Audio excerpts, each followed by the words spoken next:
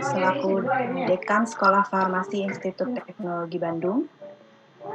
I would also like to especially greet Professor David Beck, all the way from Liverpool, United Kingdom. Good morning there, it's very early, I know. And also selamat datang kepada Dr. APT Neng Fisheri Kurniati sebagai cara dalam webinar ini, para dosen Sekolah Farmasi ITB, dan tidak kalah penting para peserta sekalian, tenaga kesehatan, akademisi, dan rekan-rekan. Baik, untuk mempersingkat waktu, karena waktu sudah menunjukkan pukul 15.30, kita akan segera memulai acara dengan pembukaan oleh Profesor Dr. APT Ketut Adnyana, Dekan Sekolah Farmasi Institut Teknologi Bandung. So we will start the webinar with opening remarks from our Dean of School of Pharmacy Institut Teknologi Bandung, Profesor Dr. APT Ketut Adnyana. Kepada Prof. Ketut, kami persilahkan.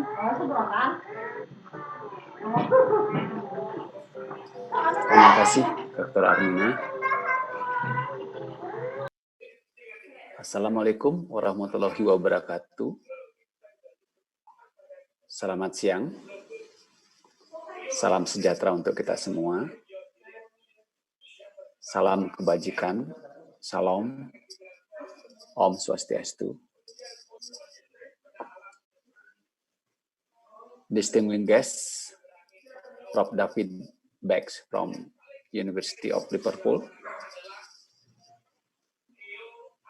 Bapak-bapak, ibu-ibu dosen sekolah farmasi yang saya hormati, Dr. Neng Fisheri Kurniati selaku pembicara kedua yang saya banggakan. Bapak-bapak, ibu-ibu hadirin yang saya muliakan, terima kasih sekali atas partisipasinya dalam kegiatan ini, di mana kegiatan ini merupakan salah satu dari rangkaian kegiatan P3MI, yaitu penelitian, pengabdian masyarakat, dan inovasi, di mana program ini adalah program ITB. Ini adalah program yang ketiga kalinya yang dilaksanakan oleh tepatnya kelompok keilmuan farmakologi farmasi klinik Sekolah Farmasi ITB, di mana dalam kegiatan kali ini mengambil topik mengenai drug interaction of Covid-19 treatment. Seperti yang Bapak-bapak, Ibu-ibu ketahui, kita sedang dalam kondisi pandemi Covid-19 dan fakta yang lain adalah sebagian besar dari kita memiliki masalah kesehatan yang kita kenal dengan istilah komorbid atau penyakit penyerta yang juga tentu memerlukan perhatian bagi kita. Nah, ketika kita sedang mungkin mendapatkan musibah terkena infeksi Covid-19 dan juga memiliki sejarah kesehatan atau penyakit penyerta, nah bagaimana pola terapi kedua kondisi tersebut harus sejalan dan saling menguntungkan tentunya harapan kita. Namun tidak sedang mungkin mendapatkan musibah terkena adanya interaksi dan juga memiliki terapi kedua kondisi sejarah kesehatan atau penyakit penyerta seperti itu. Nah, bagaimana? Nah, pada kesempatan pola ini, terapi kedua kondisi tersebut kelompok keilmuan harus sejalan farmasi klinik sekolah dan ITB saling menguntungkan tentunya harapan kita. Namun tidak sedang mungkin mendapatkan musibah tentang interaksi obat yang adanya interaksi dan juga memiliki terapi kedua ini kondisi sejarah kesehatan atau penyakit penyerta seperti itu. Nah, bagaimana? Nah, Ibu hadirin pola terapi kedua kondisi tersebut ilmu harus sejalan farmasi klinik dalam dan ITB seminar virtual ini tentunya harapan kita.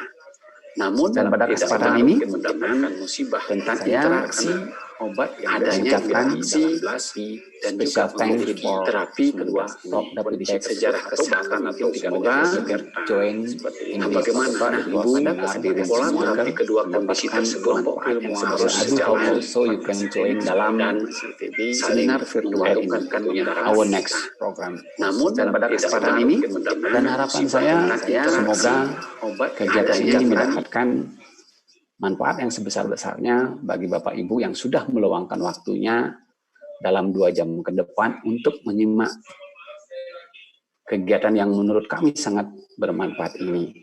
Sehingga kita mendapatkan pola penanganan yang paling baik itu ketika terkena Covid-19 maupun dalam menangani penyakit-penyakit penyerta yang mungkin Bapak Ibu alami atau sedang menangani pasien yang sedang mengalami kondisi yang seperti itu.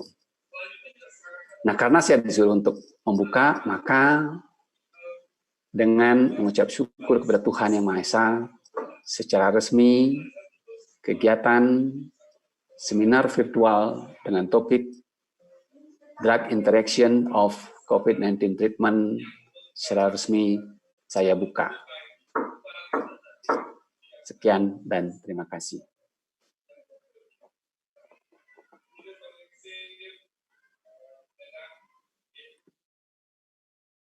Terima kasih kepada Profesor Dr. Iketut Atnyana. I have a special request for all the speakers and also the committee to turn on their video because we're going to take a short screen capture for Dr.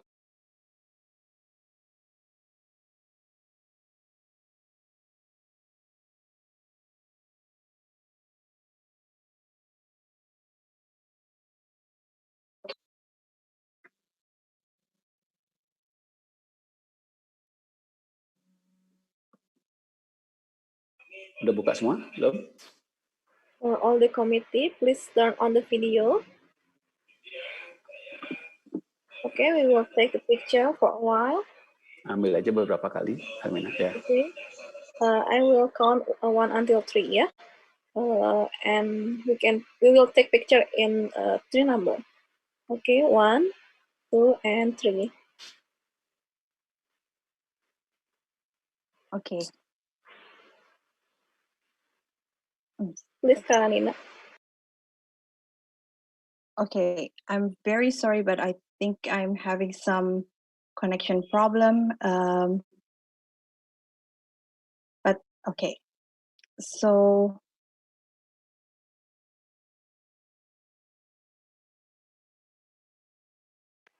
event then?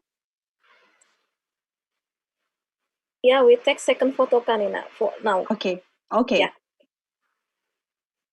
Sorry, 1, 2, and 3. Okay.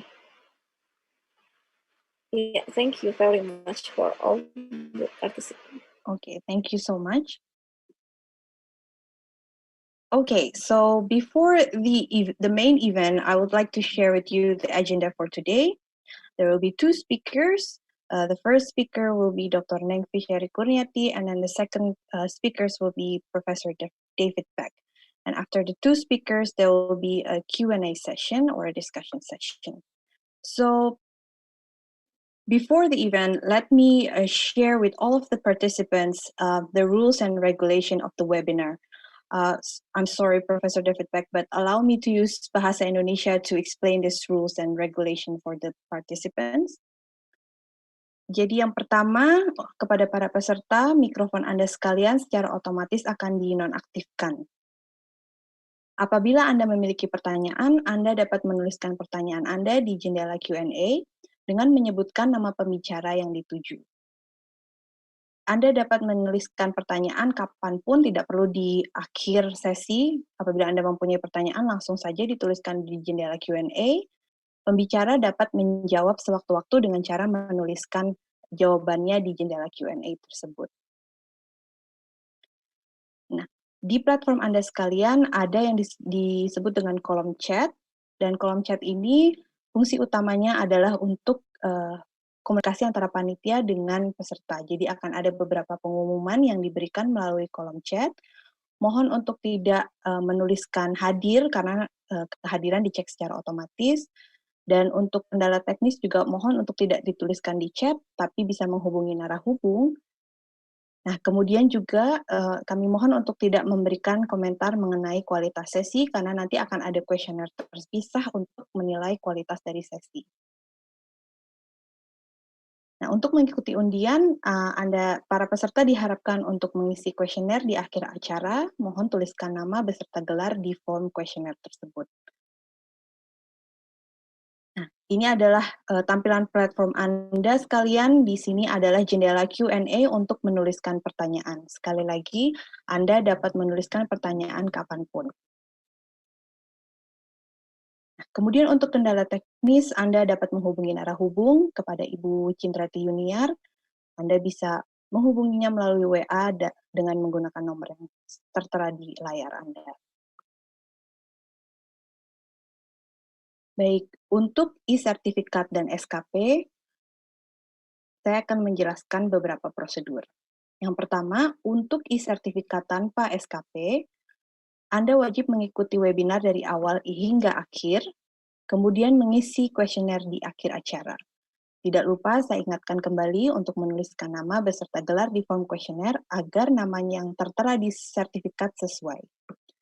Bagi para rekan-rekan sejawat apoteker yang ingin mendapatkan SKP dari IAI, ada beberapa syarat tambahan selain mengikuti webinar dari awal hingga akhir acara dan mengisi kuesioner, yaitu dengan mengikuti post-test, dan post-test tersebut harus mendapatkan nilai minimal 80.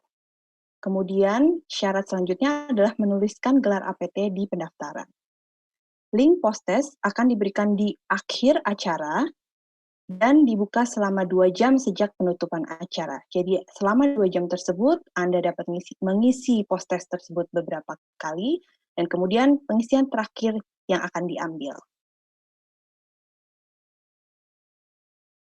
Baik, untuk menghemat waktu, kita langsung masuk ke sesi yang pertama. We will start with the first session, which will be presented by Dr. Neng Fisheri Kurniati, with the title Principle and Clinical Implication of Drug Interactions. Jadi sesi pertama ini akan dibawakan oleh Dr. Neng Fisheri dengan judul Interaksi Obat, Prinsip dan Dampak Klinisnya.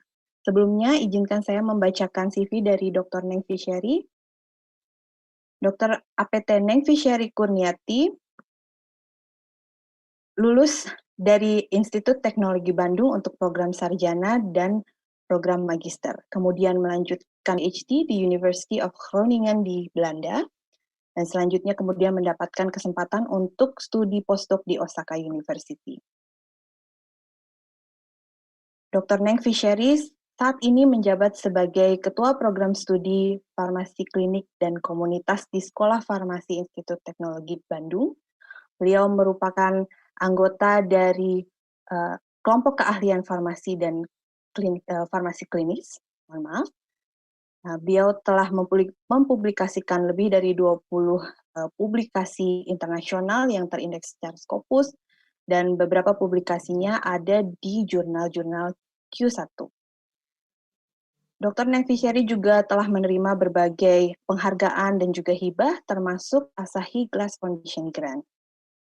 Tidak kalah penting, Dr. Neng Fisheri juga telah mempublikasikan beberapa buku, diantaranya adalah buku mengenai dasar-dasar interaksi obat. Baiklah, kepada Dr. Neng Fisheri, waktu kami persilahkan.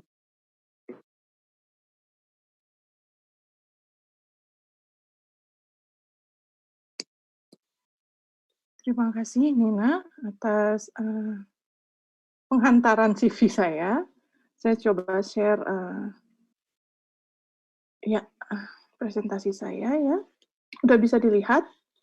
Bisa Bu, sudah terlihat. Bisa ya, sudah terlihat ya. Oke.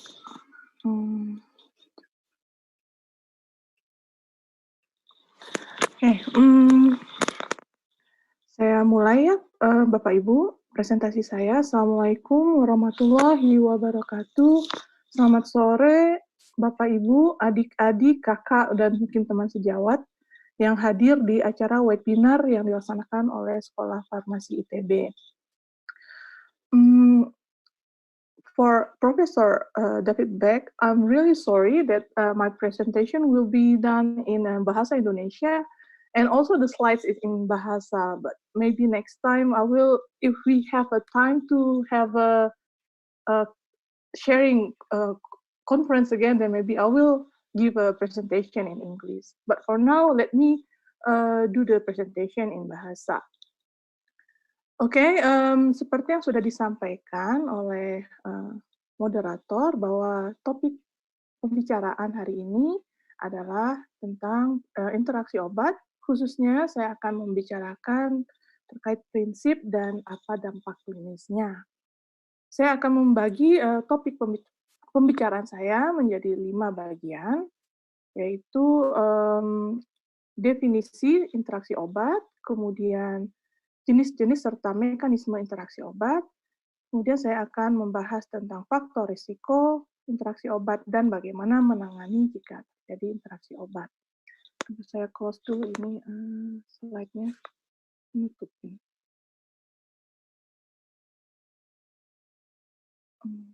Oke. Kita mulai ke pembahasan yang pertama, yaitu tentang definisi interaksi obat.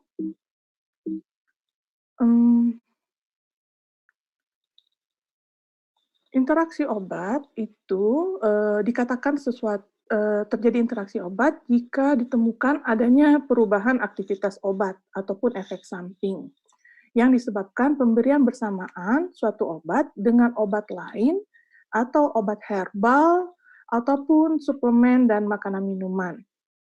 Nah, jika perubahan aktivitas obat ini terjadi peningkatan aktivitas obat ataupun penurunan efek samping, itu kita sebut interaksi obat yang menguntungkan. Karena itulah yang kita inginkan ya, seperti contohnya kombinasi obat untuk penyakit TB gitu ya. Jadi ada rifampicin, ethambutol, pyrazinamide, itu digunakan bersamaan tujuannya untuk meningkatkan aktivitas membunuh mikrobanya. Jadi itu adalah interaksi obat yang menguntungkan. Tetapi jika terjadi penurunan aktivitas terapeutik obat ataupun terjadi peningkatan efek samping, itu kita sebut sebagai interaksi obat yang merugikan. Contohnya seperti penggunaan antacid dengan tetrasiklin gitu ya. Kombinasi dari kedua ini jika digunakan bersamaan akan mengurangi penyerapan tetrasiklin ke dalam tubuh sehingga aktivitas antibakteri tetrasiklinnya tidak optimum. Itu contoh interaksi obat yang merugikan. Seperti yang saya sampaikan di awal bahwa interaksi itu bisa terjadi antara obat dengan obat, atau obat dengan suplemen, atau obat dengan makanan dan minuman. Tidak hanya 3 ini, bisa juga interaksi terjadi antara obat dengan lingkungan seperti asap rokok, atau obat dengan hasil uji lab klinik, itu juga bisa ya. Tapi yang ditampilkan di sini ini yang paling banyak terjadi ya, terutama untuk interaksi obat dengan obat gitu ya. Nah, contohnya tadi yang saya sudah sebutkan ada antacid tetrasiklin atau antacid ciprofloxacin ya, yang bisa menyebabkan penurunan aktivitas antibiotik. Kalau interaksi obat dengan suplemen ini yang sudah dilaporkan pernah adalah warfarin dengan minyak ikan.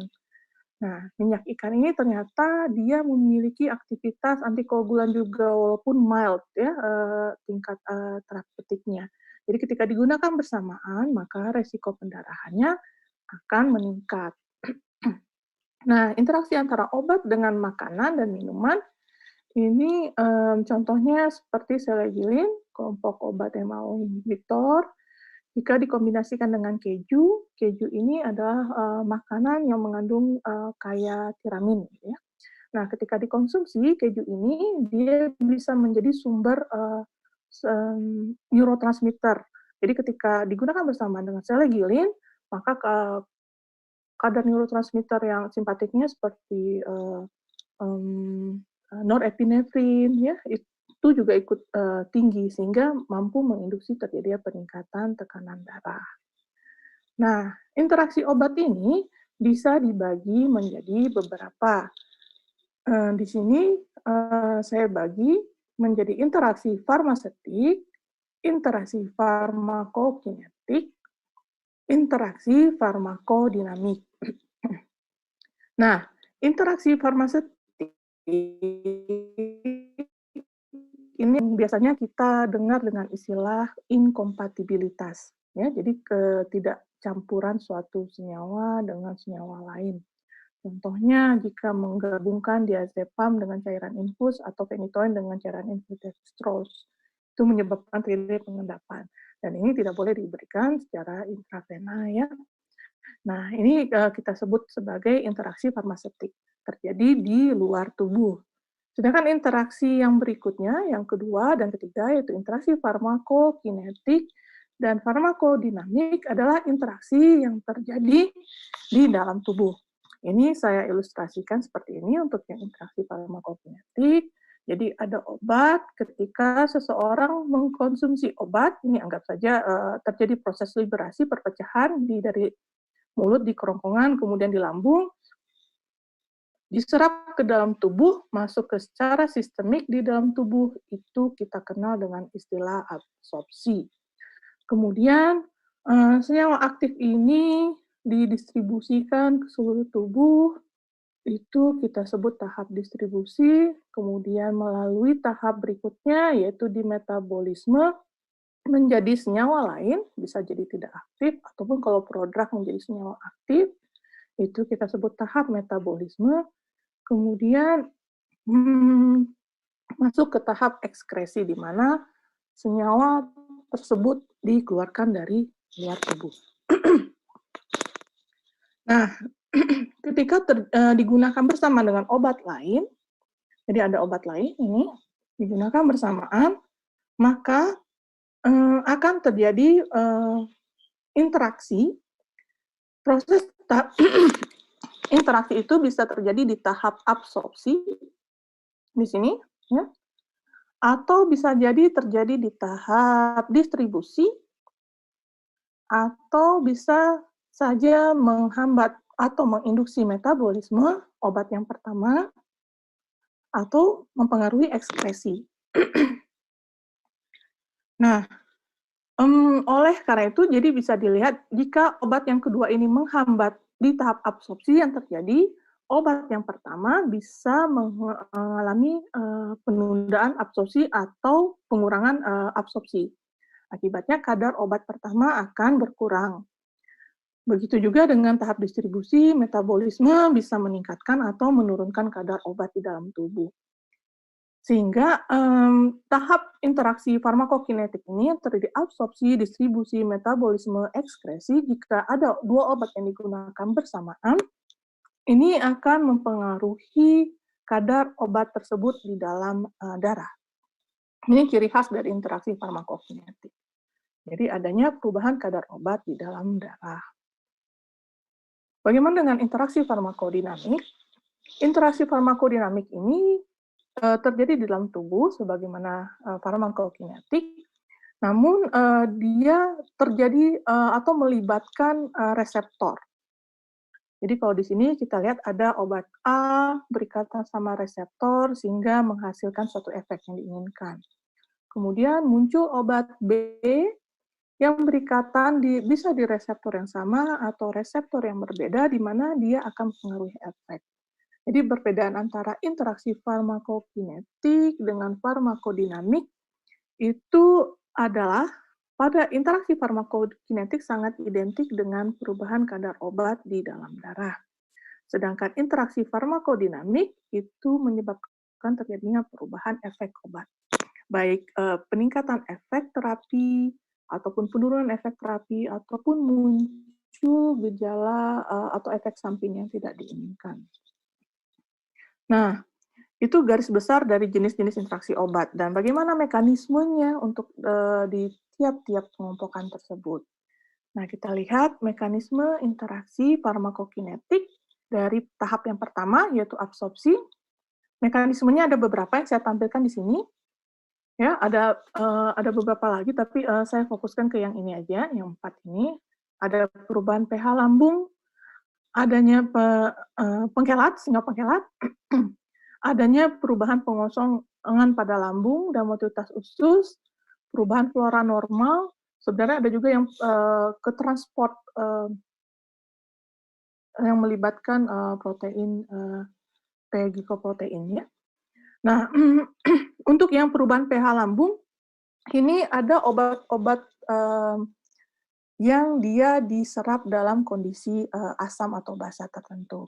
Jadi ketika obatnya bersifat asam lemah, dia mampu diserap dalam jumlah banyak pada pH asam gitu ya.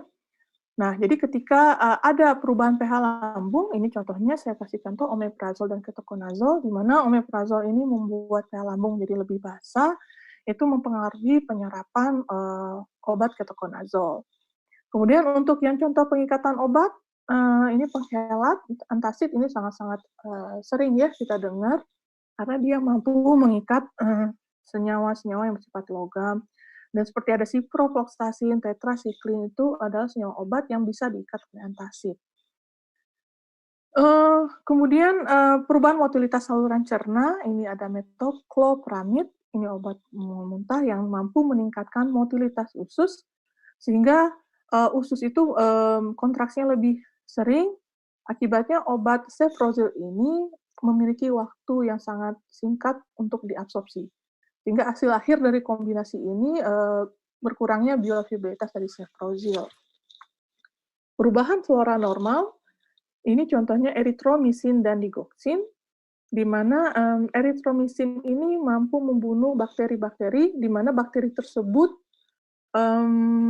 diperlukan untuk mengubah digoxin menjadi senyawanya yang tidak aktif. Ya, jadi ketika digunakan bersamaan, eritromisin ini akan membunuh bakteri-bakteri dan digoxin ini tidak diubah menjadi tidak aktifnya, sehingga jumlah yang diserap akan semakin banyak, akibatnya terjadi toksisitas digoxin. Berikut untuk yang distribusi, ini dipengaruhi mekanismenya adanya modifikasi laju aliran darah atau modifikasi ikatan protein.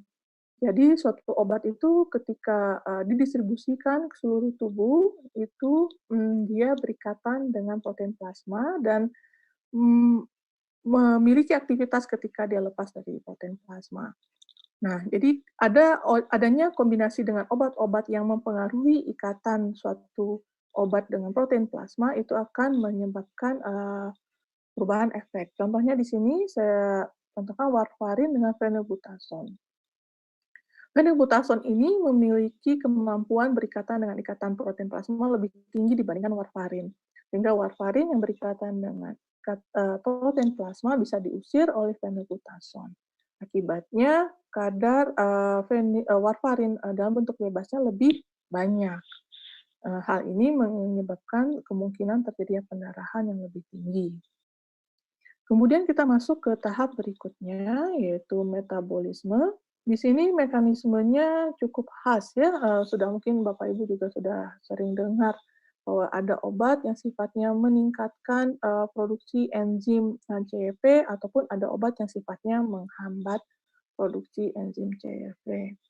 Nah, permasalahannya di mana? Jika kita mengkombinasikan suatu obat dengan obat yang sifatnya induktor atau inhibitor, jadi ketika suatu obat dikombinasikan dengan obat yang sifatnya induktor, enzim, ini akan menyebabkan metabolisme obat tersebut akan meningkat. Karena meningkatnya metabolisme obat, maka konsentrasi obat akan menurun, sehingga efek obat pun menurun. Sehingga jika dikombinasikan antara obat A dengan obat yang sifatnya induktor enzim, bisa dikhawatirkan efek terapi yang diinginkan tidak tercapai. Dan bagaimana dengan menggunakan obat yang sifatnya inhibitor enzim?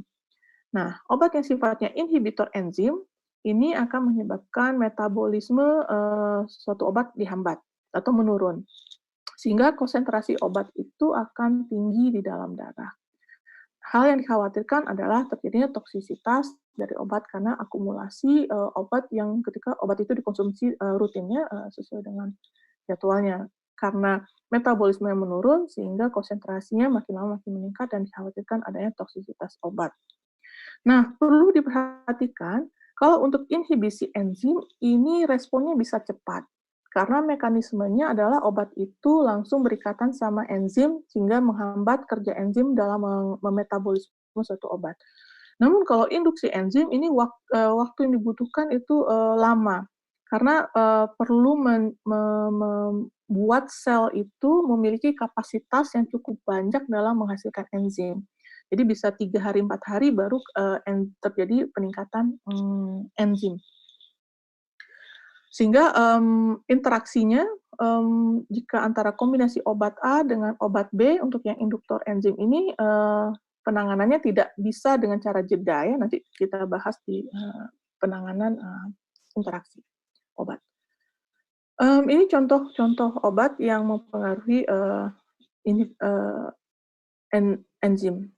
Ini saya ambil sama ya, satu obat yang bukan satu obat-obat yang memiliki efek dalam menghambat aktivitas enzim hati. Ada allopurinol, metronidazole, phenylbutazone, cimetidine, erythromycin, ketoconazole. Obat-obat ini memiliki efek menghambat enzim CWP di hati. Nah, telah dilaporkan ada interaksi antara warfarin dengan allopurinol, metronidazole, dan phenylbutazone karena sifatnya menghambat enzim, tadi saya sudah sampaikan, sehingga mengakibatkan kadar warfarin akan meningkat di dalam darah, sehingga efek yang terjadi adalah bisa terjadi pendarahan. Begitu juga dengan theophylline, dengan cimetidine, dan erythromycin. Kadar theophylline akan meningkat sehingga menimbulkan toksisitas theophylline. Dengan cisapride, ini juga efek sampingnya yang ventricular tachycardia akan meningkat karena digunakan bersama dengan obat yang inhibitor enzim. Itu juga dengan azathioprine, sehingga supresi sumsum tulangnya akan lebih tinggi.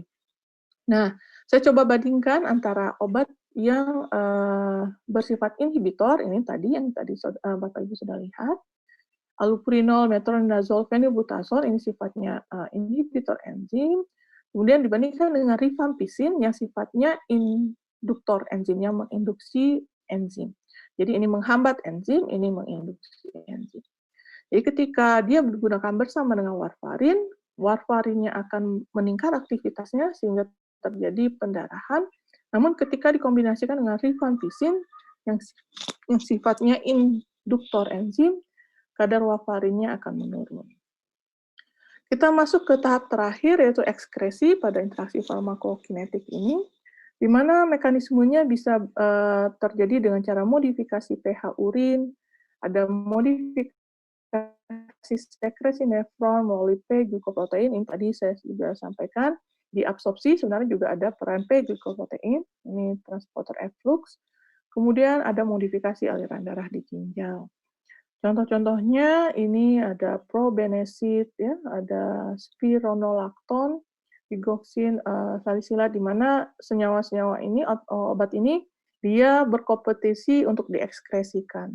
Jadi ketika dikombinasikan penisilin dengan probenesidnya akan diekskresikan lebih dulu atau lebih banyak, sedangkan penisilinnya akan tetap berada dalam tubuh. Sehingga kadar penisilin akan meningkat. Begitu juga dengan obat-obat yang lain. Jadi salisilat meningkat kadarnya, toksitas salisilat, indometasin, metronidazole kadar meningkat, dan juga digoxin. Bagaimana mekanisme interaksi farmakodinamik? Untuk mekanisme interaksi farmakodinamik ini kita bagi menjadi dua, ada sinergis dan antagonis.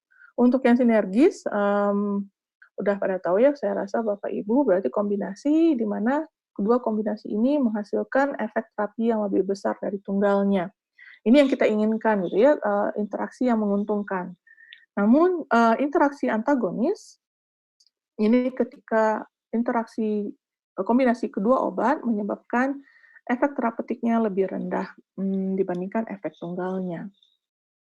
Kasih contoh yang interaksi sinergis amoksisilin, asam klavulanat, ini ya, yang asam klavulanat membantu untuk menghambat enzim beta laktamase yang mampu merusak amoksisilin. Kemudian ada trimetoprim, sulfamethoxazole, di mana jika dikombinasikan kerja penghambatannya akan semakin maksimum. Kemudian ada nifedipin, atenolol, di mana dia bekerja pada reseptor yang berbeda, namun tujuan yang sama gitu ya, efek terapi yang sama, sehingga menghasilkan aktivitas yang sinergis. Kalau yang antagonis, contohnya ada warfarin dan vitamin K. Jadi yang warfarin antagonis vitamin K, sedangkan ini diberikan vitamin K. Jadi efek terapi yang saling berlawanan. Kemudian ada obat antihipertensi dengan obat NSAID. Nah, obat NSAID ini diketahui memiliki efek samping peningkatan tekanan darah. Nah, sedangkan obat antihipertensi tujuannya adalah menurunkan tekanan darah. Sehingga ini terjadi tujuan terapi yang berbeda, atau efek yang berbeda. Ini akan mengantagonis satu sama lain. Ini adalah contoh obat antagonis. Nah, bagaimana dengan faktor risiko? Kondisi seperti apa yang mampu meningkatkan terjadinya interaksi obat? Tentu polifarmasi yang pertama. Jadi ketika orang mengkonsumsi lebih dari 2, yaitu 5 atau 6 macam jenis obat, itu akan meningkatkan kemungkinan terjadinya interaksi obat. Biasanya ini terjadi pada pasien lansia, di mana pada pasien lansia sudah memiliki berbagai macam komplikasi penyakit, hingga mereka mengkonsumsi obat lebih dari 1. Pasien dengan gangguan hati ini juga akan beresiko mengalami interaksi obat karena fungsi enzim di hati mengalami penurunan, sehingga ada kemungkinan akan mengganggu aktivitas atau kadar obatnya lain. Begitu juga dengan gangguan ginjal, sehingga mempengaruhi ekskresi dari suatu obat. Dan yang terakhir ada faktor genetik, di mana adanya perbedaan mungkin reseptor, atau ada perbedaan jumlah enzim, ada yang kalau kita dulu pernah ada istilahnya asetilator cepat, asetilator lambat, gitu ya. Jadi ada enzim hati yang mampu memetabolisme dengan cepat obat-obat tertentu, sehingga kadarnya di dalam darah cepat rendah, gitu ya. Ada yang asetilator lambat, di mana dia metabolisme lebih lambat. Nah, perlu diperhatikan, obat-obat yang berisiko tinggi untuk mengalami interaksi obat adalah obat yang indeks terapi sempit. Jadi, obat indeks terapi sempit ini adalah obat yang perubahan dosis sedikit saja, itu bisa menyebabkan toksik atau kematian, ataupun menjadi tidak ada efeknya. Sehingga obat-obat yang indeks terapi sempit ini, jika mengalami interaksi farmakokinetik, itu akan terlihat sekali dampaknya. Ya. Dan obat-obat yang bersifat induser atau inhibitor enzim, ini tadi seperti yang sudah dijelaskan di awal, obat-obat ini bisa mempengaruhi kadar obat di dalam darah, sehingga memberi efek penurunan atau meningkatkan efek terapi dari suatu obat. Nah, bagaimana cara menanganinya? Ini di sini saya bagi menjadi penanganan untuk interaksi farmakokinetik dan penanganan untuk interaksi farmakodinamik. Kita lihat yang pertama, untuk interaksi farmakokinetik, yang pertama adalah memberi jeda penggunaan obat. Nah, namun perlu diperhatikan, pemberian jeda penggunaan obat ini tidak bisa dilakukan untuk semua mekanisme interaksi farmakokinetik. Jadi di awal saya sudah sampaikan bahwa dalam interaksi farmakokinetik, kita punya mekanisme absorpsi, distribusi, metabolisme, dan ekskresi. Ya. Nah, hanya pada tahap absorpsi saja, jika terjadi pada interaksi dengan interaksi farmakokinetik pada tahap absorpsi, maka kita bisa melakukan penanganan interaksi dengan cara memberi jeda penggunaan obat.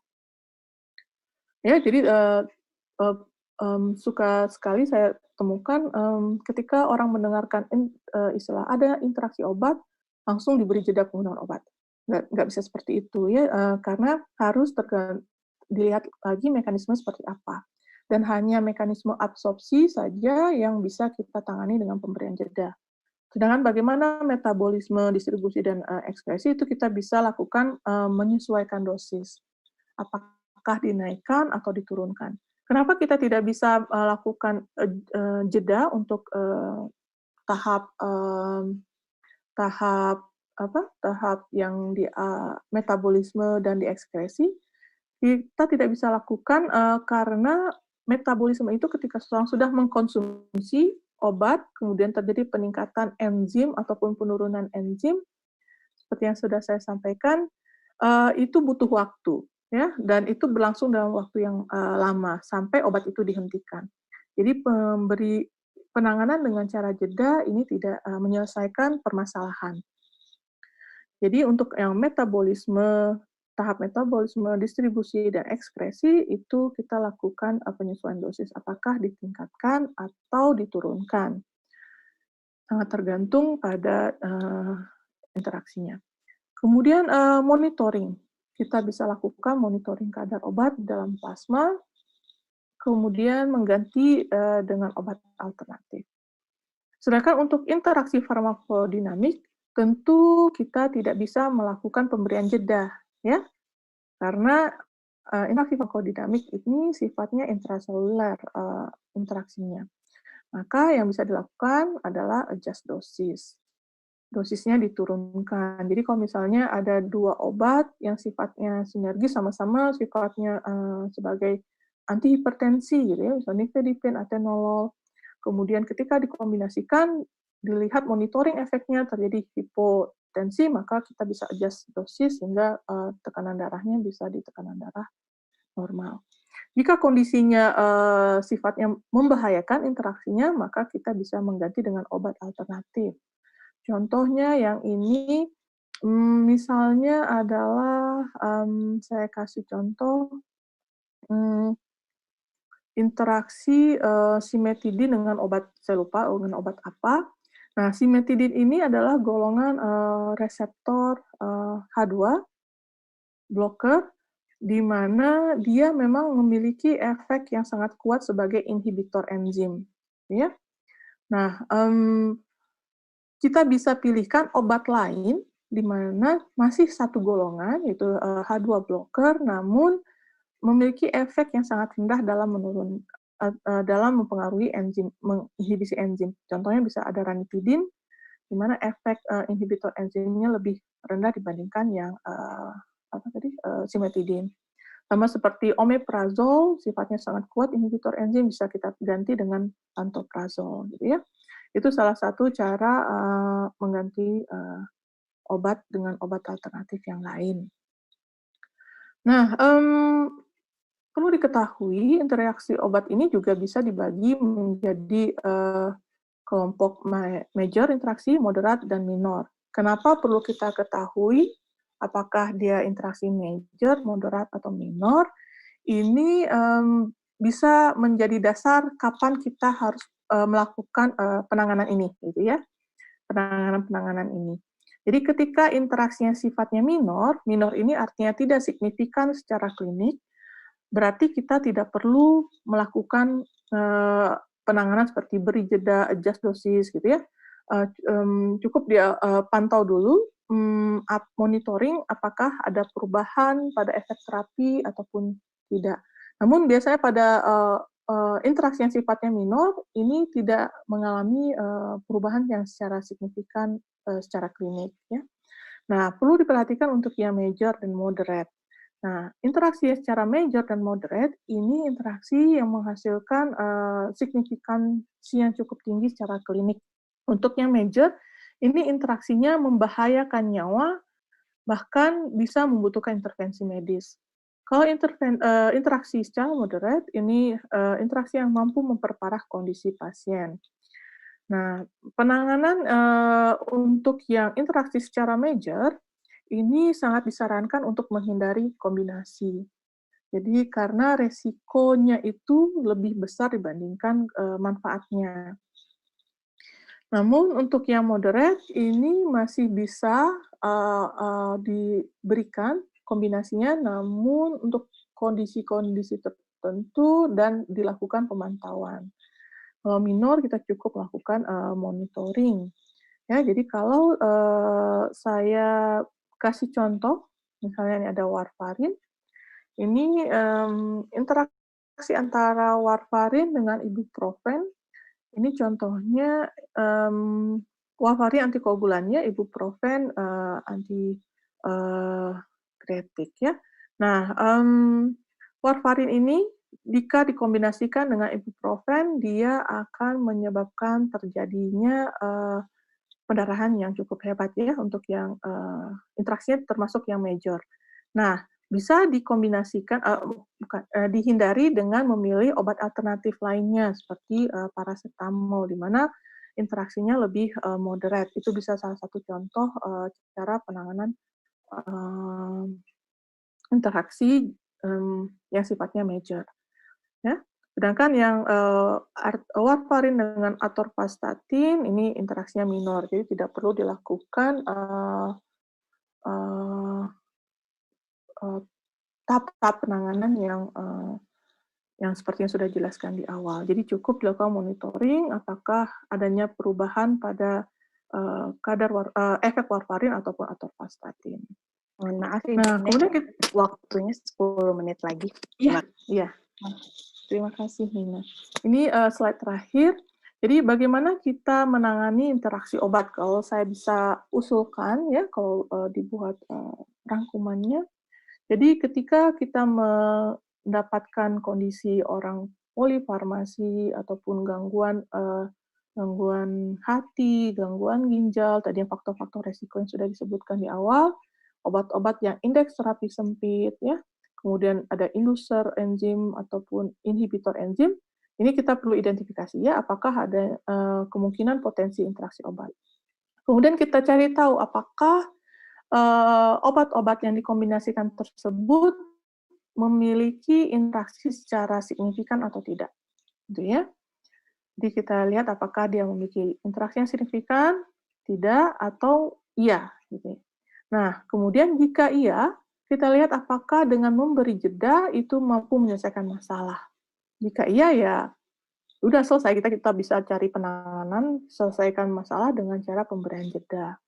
Tapi jika tidak, kita coba dengan cara apakah mungkin dicarikan obat alternatifnya, gitu, seperti yang tadi saya contohkan. Cimetidin diganti dengan ranitidin, omeprazol ganti dengan pantoprazol, gitu ya, obat-obat yang mengalami interaksi lebih rendah atau lebih sedikit dibandingkan obat yang pertama. Jika iya, masalah kita selesai. Jika tidak, maka obat itu memang harus digunakan. Maka yang bisa kita lakukan adalah kita mengatur dosis obat tersebut, kemudian bisa sambil kita lakukan monitoring kadar atau efek samping dan efek terapeutik yang ingin kita tuju.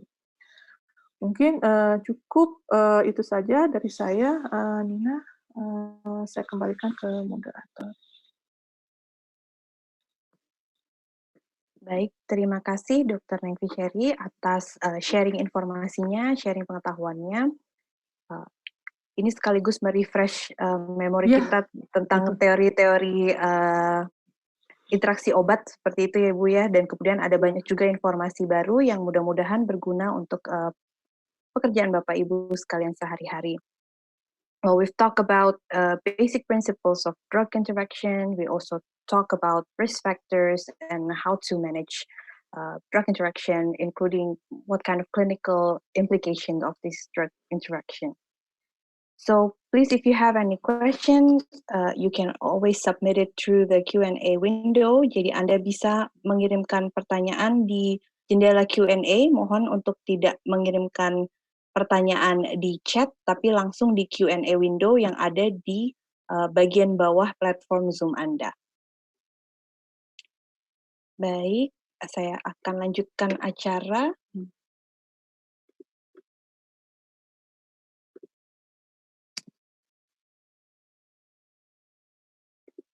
Baik.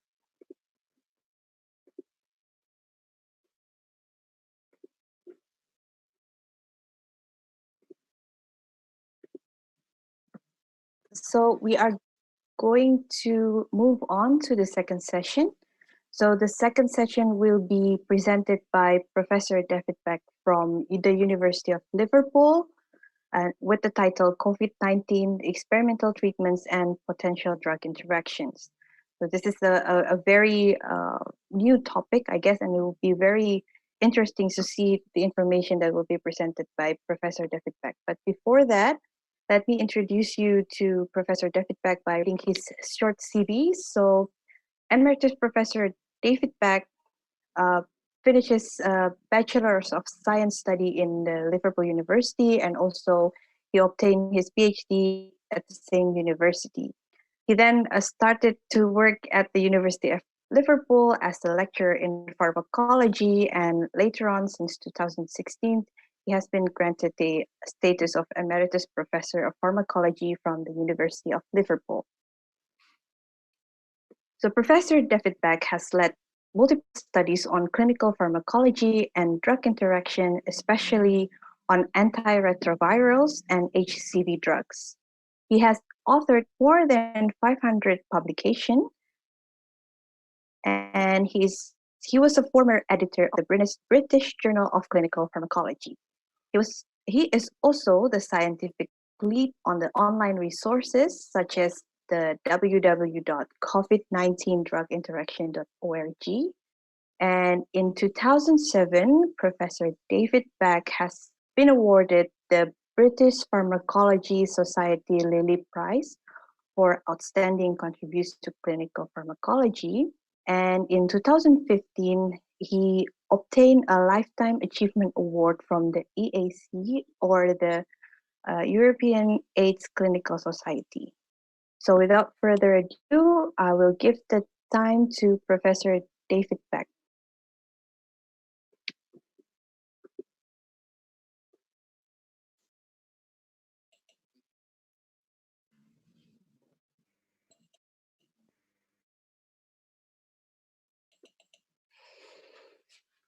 Well, good afternoon, and thank you so much for the invitation to take part in this exciting meeting. And I managed to take quite a lot from the previous talk. So thank you very much for making it accessible even to an English-speaking person. So thank you for that. So what I'm hoping to do in this talk is to go through a number of areas. I want to give some background first on COVID-19 so that we all have some basic understanding. Talking a little about the drugs which are currently being repurposed from other therapeutic areas for treatment, and focus in on some specific drugs, antivirals and immune-based therapies, before going to the main part, which is the drug-drug interactions. So please bear with me as we go through some of the background, which I do think is important for this topic. So COVID-19 background. I'm sure that most people on this call will be aware that we have had a number of coronavirus infections over the years. In 2002, SARS-CoV infected over 8,000 people with 774 deaths, followed by MERS, the Middle East Respiratory Syndrome coronavirus, in 2012, with 2,500 confirmed cases and 850 deaths. But as of yesterday, SARS-CoV-2, or COVID-19, has seen 16.5 million confirmed cases and 656,000 deaths. And of course, that is rising day by day. And one of the aims of identifying drug treatment is so that we can respond to the COVID-19 outbreak. I'm talking not at all about vaccines in this talk. We're talking about drug treatments. Just some definitions, just to make sure we're all on the same page. It is SARS-CoV-2, which is the coronavirus causing the pandemic. And I think we're aware that the infection can occur and ongoing viral replication can be detected in asymptomatic individuals, pre-symptomatic, that is before symptoms emerge, symptomatic, and post-symptomatic individuals. The disease itself, COVID-19, can be mild or moderate or severe in intensity of the disease. And each of those different points in the disease process can in fact we can be thinking about different drug treatments. So they are definitions. I think we're also aware, and there are many epidemiology studies now predicting mortality in patients.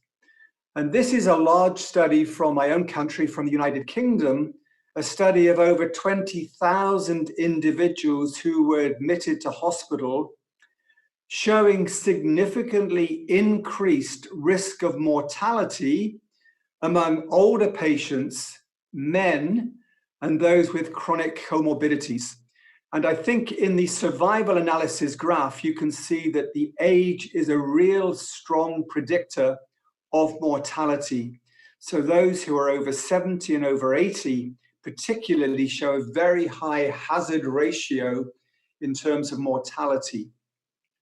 And then some of the other factors, such as chronic kidney disease, is a risk factor.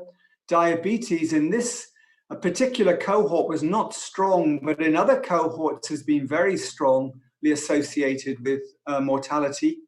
Obesity is an issue, and also severe and moderate liver disease.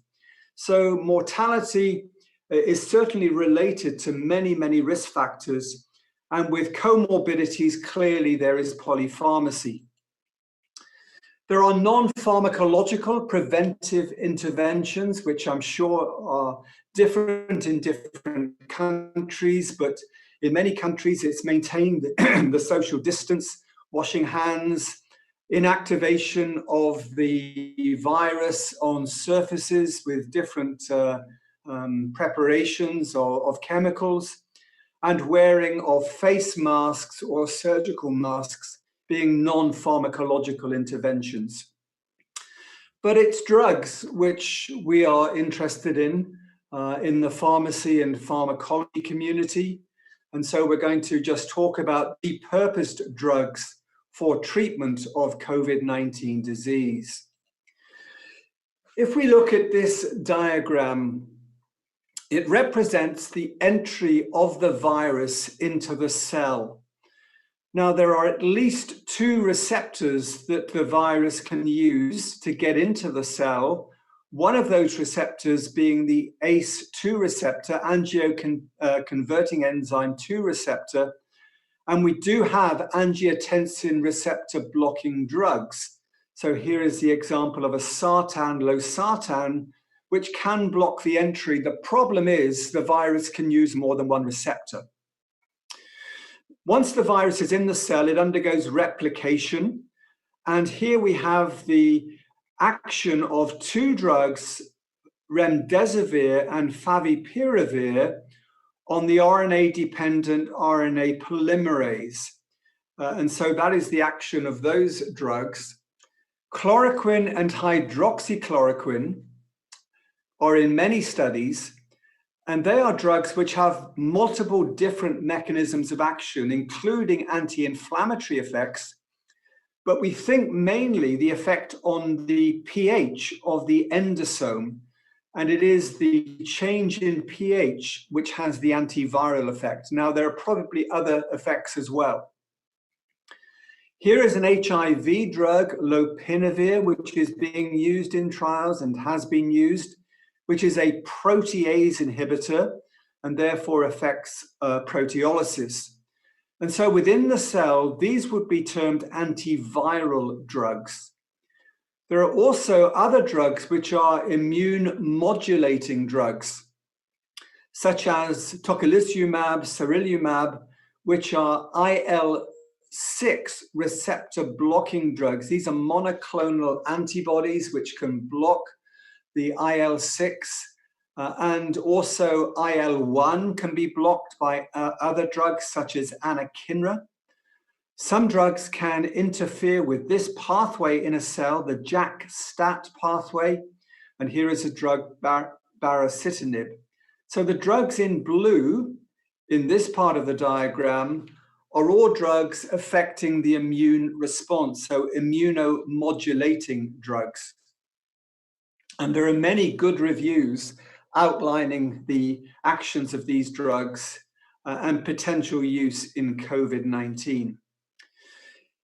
If we look at the drugs that are currently in clinical trials.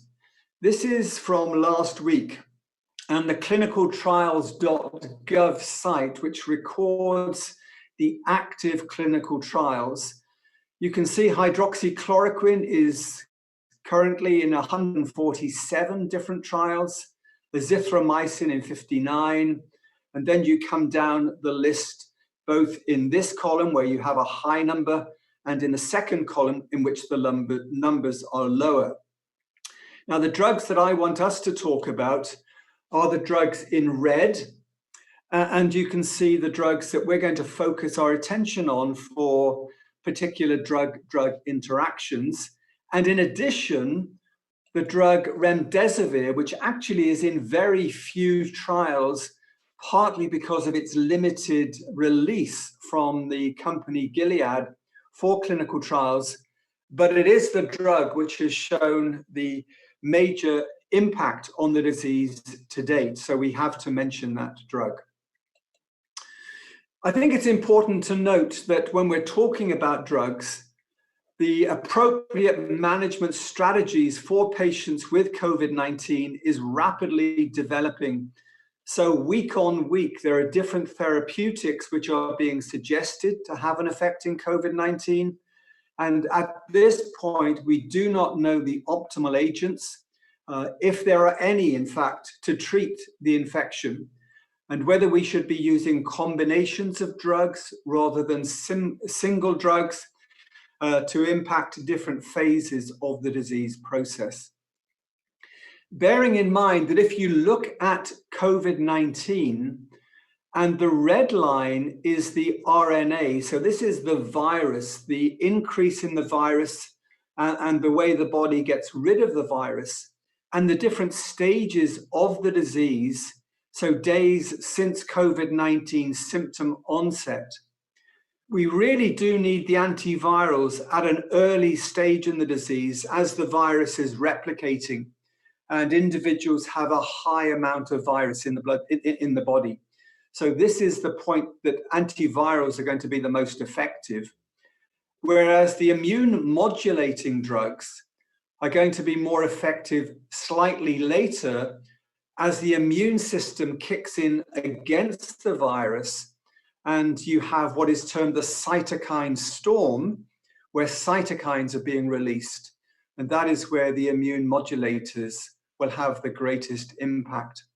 And maybe so far, we haven't always optimized the way the trials are being done. Different guidelines are present in different parts of the world, in different countries. I've just given here the NIH, the National Institute of Health guidelines currently for the investigational COVID treatments. They recommend for hospitalized patients with severe COVID-19 remdesivir. Now, it's easy to recommend and much harder to actually access remdesivir, but this is the recommendation in the US. There is insufficient data to recommend remdesivir for patients with mild to moderate COVID-19. They recommend against use of high-dose chloroquine and recommend against, except in clinical trials, hydroxychloroquine, hydroxychloroquine with azithromycin, or lopinavir/ritonavir, or other protease inhibitors. So many of the drugs I've already mentioned are actually being recommended against, except where they can be monitored in clinical trials. Of the immune-based therapies, it is dexamethasone, which is recommended in patients with COVID-19 who require oxygen or who are mechanically ventilated. To date, they say there's insufficient data to recommend either for or against IL-1 or IL-6 inhibitors, but they do recommend against, except in clinical trials, things like JAK-STAT inhibitors and interferons.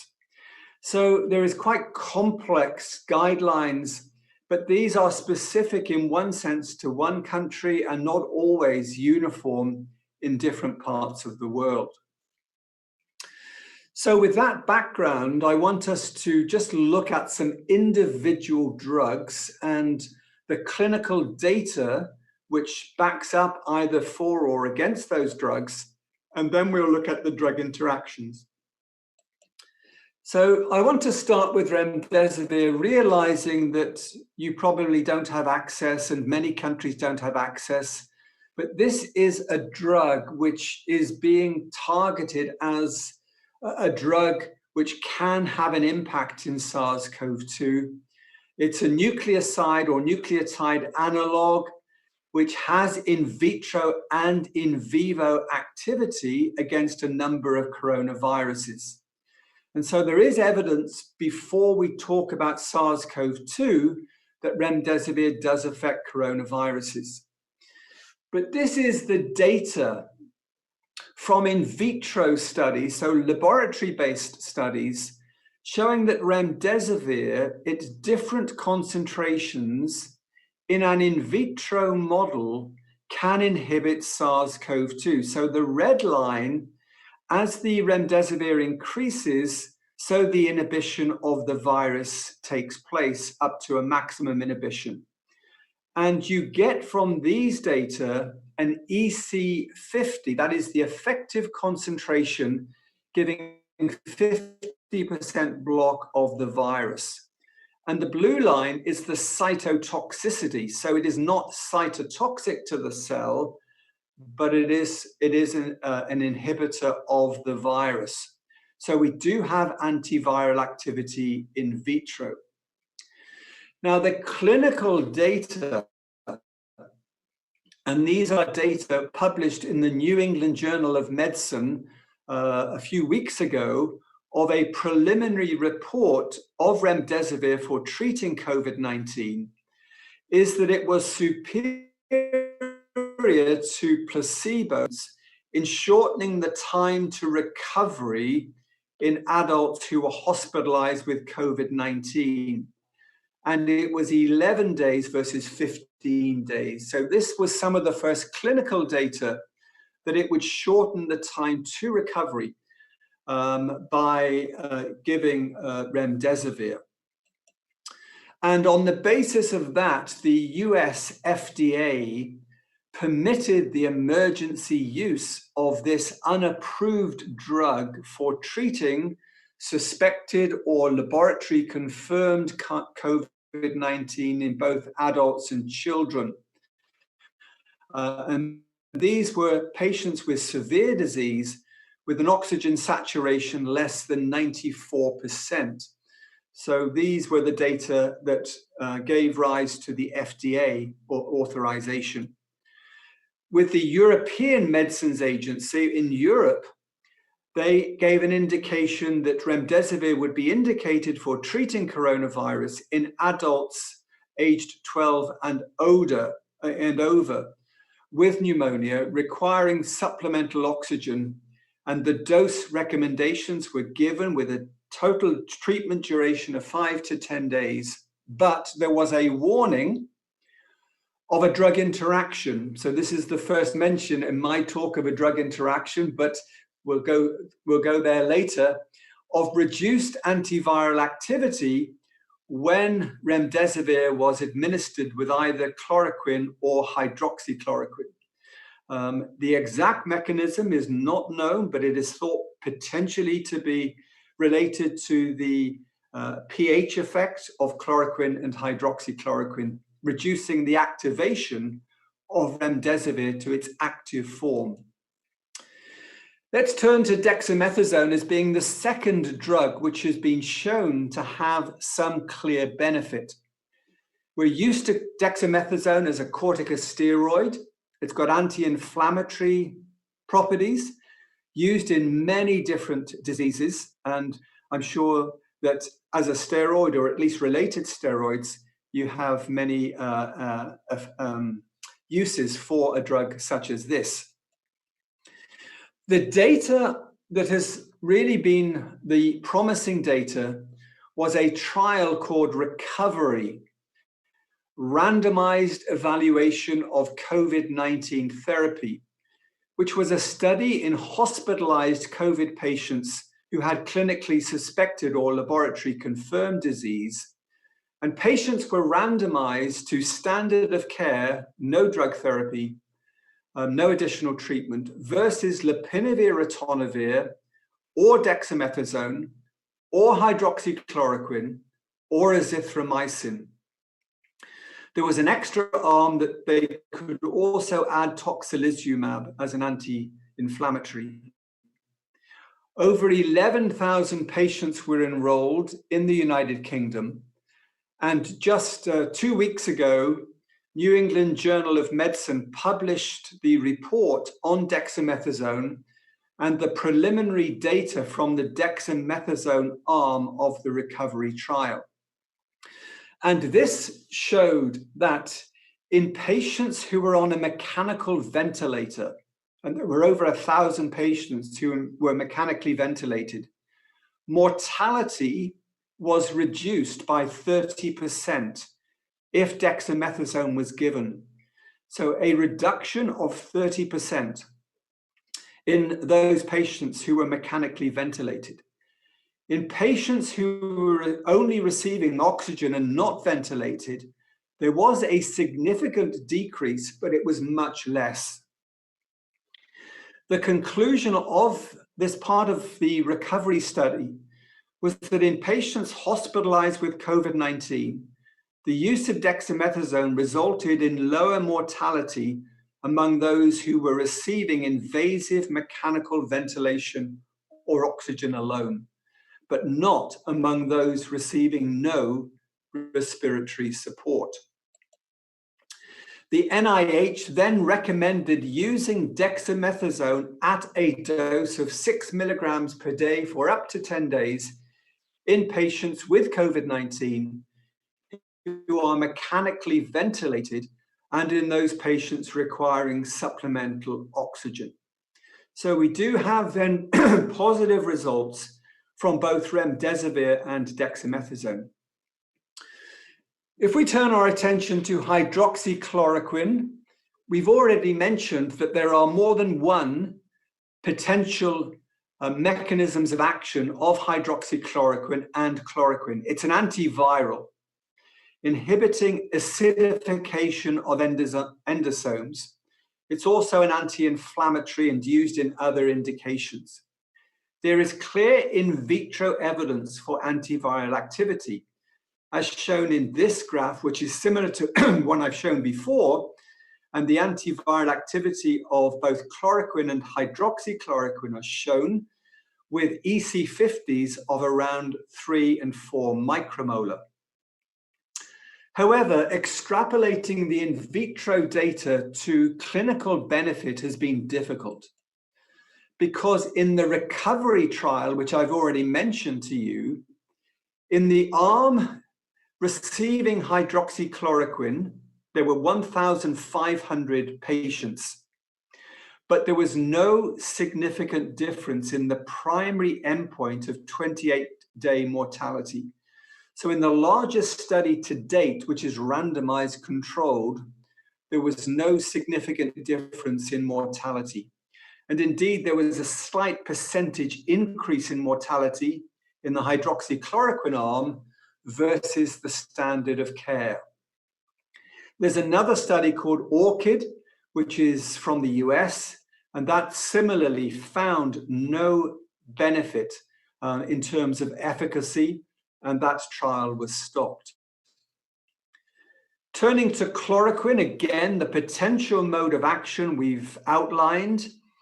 And just yesterday, there was an editorial in the British Journal of Pharmacology published, the many mechanisms of action of chloroquine to use or not to use in COVID-19.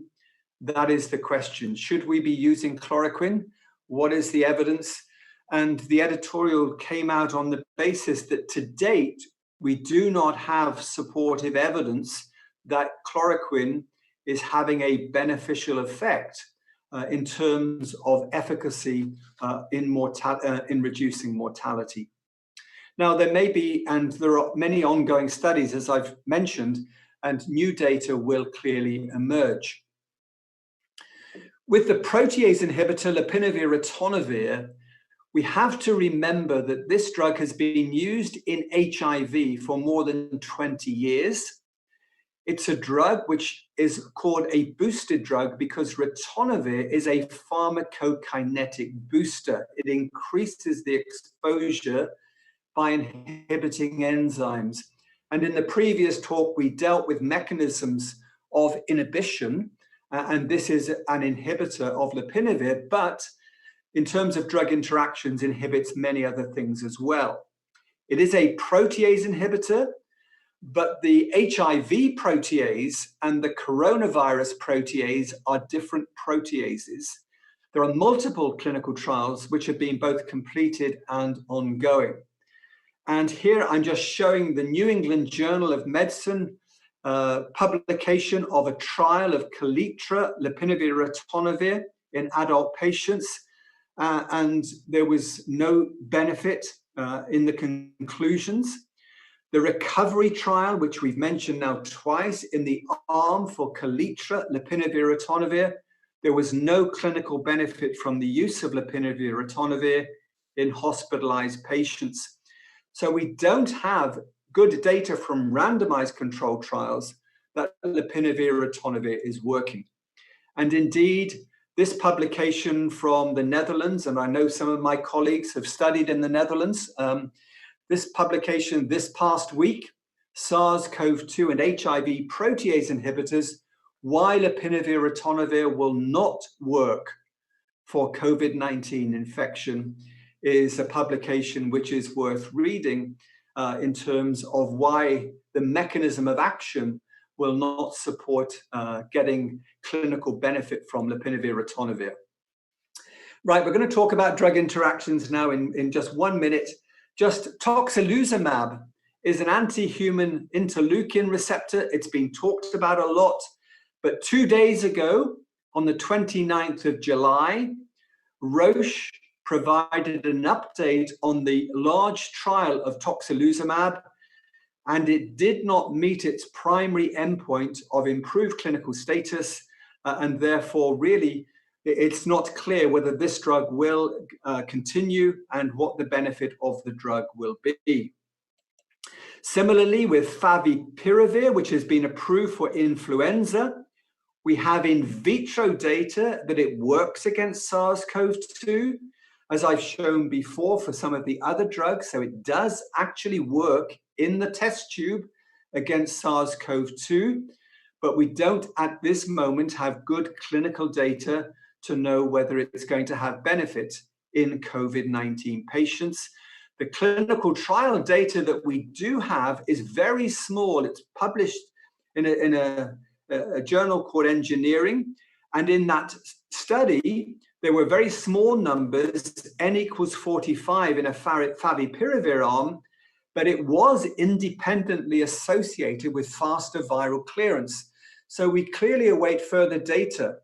And a drug like oseltamivir, Tamiflu, which I don't have much information on because we're not using that, could be another drug where we need further information. So I think both favipiravir and oseltamivir, we need further data. The final drug that I mentioned is nitroxinide, which has been used in other diseases, cryptosporidium, for example, it's been used in, and giardia.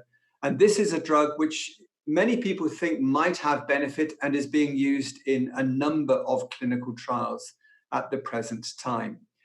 And so we have a lot of drugs, and if you search the literature, there are many MABs and IBs, which are being spoken about in terms of immune modulators to overcome the cytokine storm. And these are just some of those drugs. So what about, with all that background, and it's a lot of background, I know, but I think it's important, what are the key drug-drug interactions? Just to reinforce what my colleague was talking about before, we're interested in drug-drug interactions because of multimorbidity. So patients with multiple things going on, requiring polypharmacy, and sometimes polydoctory, which means that different prescribers prescribe, and this can cause complications. We can have a COVID drug being a perpetrator of a drug interaction that is affecting a co-medication, or the COVID drug being a victim of a drug interaction influenced by the co-med. And what we're really interested in is reduced activity of the COVID drug, reduced activity of a co-medication, which is going to cause clinical complications or adverse effects of either the COVID drug or the co-medication. Now, I believe that the important thing for us always to remember with drug-drug interactions is awareness. We need to be aware of the potential for drug interactions and to seek how we can avoid drug interactions. So awareness, avoidance is my motto. We really need to be aware and to avoid. Now, right at the beginning of the COVID pandemic, we decided to produce a drug interaction resource, a drug interaction checker. We'd already produced drug interaction checkers for HIV, for hepatitis, and for cancer. And these are well-resourced and in many of the international guidelines of the world. And so this interaction checker was produced very rapidly in order to give information to healthcare professionals. It's an interaction checker which is now seen over 200,000 users from 180 countries. It's recommended in multiple guidelines already and is being cited in multiple publications. So it's got a lot of information in the checker. If I can just go through it with you. The main part of the checker is here. So this is the interaction checker. Press that bar and you come to a list of all the different drugs being used against COVID, plus many different co-medications. So we have 515 different co-medications to date, and that's being increased every week. And if you, for example, just click on hydroxychloroquine, click on azithromycin, it comes up with a box, and the color of the box is an orange color. And the orange color means an interaction of clinical relevance. We have 4 colors in our database. Green means no interaction. Red means drugs should not be co-administered. The orange color is an interaction of clinical relevance. It's a traffic light system. But we also have a yellow color, which is a potential weak interaction, but not clinically significant. If you press this particular bar for hydroxychloroquine, azithromycin, you then have all the information about how the drugs are metabolized and why this is given an orange color. And this is primarily not because of a metabolic interaction, but because of a pharmacodynamic interaction, which we talked about previously in the previous talk. And this is prolongation of the QT interval. And we'll come on to that in just a few moments. So this is how the site is searched. This summarizes the data from the database of our drug interaction resource. And if you look at these pie charts, it really tells you immediately which are the more risky drugs for drug interactions, because green is good. So remdesivir, 98% of the drugs have no interaction on the basis of our present knowledge. Nitazoxanide, 99%, favipiravir, 90%. The more risky drugs for drug interactions are hydroxychloroquine and chloroquine and lopinavir-ritonavir, where we can see reds around 10%, oranges, which mean interaction of clinical relevance, around the 25 to 30% for hydroxychloroquine and 40% for lopinavir-ritonavir. So these are the drugs which are far more risky for drug interactions, and it's important to get the overall picture clear in our minds about which are the more risky drugs for drug interactions. For the immune modulators, we have 90% green for tocilizumab, 82% for dexamethasone, and so we have nearly 20% interactions that we have to think about for dexamethasone are orange. And this drug, this ruxolitinib, there are a number of red interactions as well. So these are the important aspects. So if you want to summarize the relative risk of interactions, the high-risk drugs are lopinavir, ritonavir, hydroxychloroquine, chloroquine. The moderate risk drugs, dexamethasone and ruxolitinib. The low-risk drugs, remdesivir, favipiravir, oseltamivir, they would be low-risk drugs for drug interactions. Now we evaluate, and you can look in our website to how the drugs are evaluated. We evaluate them on the basis of the metabolic profile and on the basis of any pharmacodynamic effects. Now, I'm not going through all this information. It's all in the website for each individual drug, how we actually classify the drugs and how they are given the status, whether it's a red or an orange. Remembering that lopinavir and ritonavir are inhibitors of the CYP3A enzyme, and CYP3A metabolizes around 30 to 40% of all drugs. That is why you have a high incidence of drug interactions. And we also have this drug interaction site, which gives a lot of information. And we have to remember that lopinavir is a boosting agent. Ritonavir is a boosting agent and will boost not only lopinavir, it will boost many drugs that a patient may be receiving. It really does require careful management by pharmacists and by healthcare professionals. Now, hydroxychloroquine, I've just pointed here to some key drug interactions, and these are do not co-administer. There are others, but I pointed this out on this chart because there are two different mechanisms of action, of interaction, as to why we should not co-administer. The heart symbol is that both hydroxychloroquine and amiodarone, propoxyphene, erythromycin, flecainide are drugs with a known risk of QT prolongation and or torsade de pointes. And these are based on a website, which is a really interesting website, crediblemeds.org. This is a website dealing with ECG problems and QT prolongation issues. And we collaborate with this particular web resource in order to come to designations for drugs which have got this heart symbol, meaning it's a QT issue, which is the problem. On the other hand, drugs like rifampicin, and that was mentioned in the previous talk, and other enzyme inducers will reduce the exposure of hydroxychloroquine quite dramatically and therefore will be contraindicated. So this indication here, this arrow, means a decrease in exposure of the drug.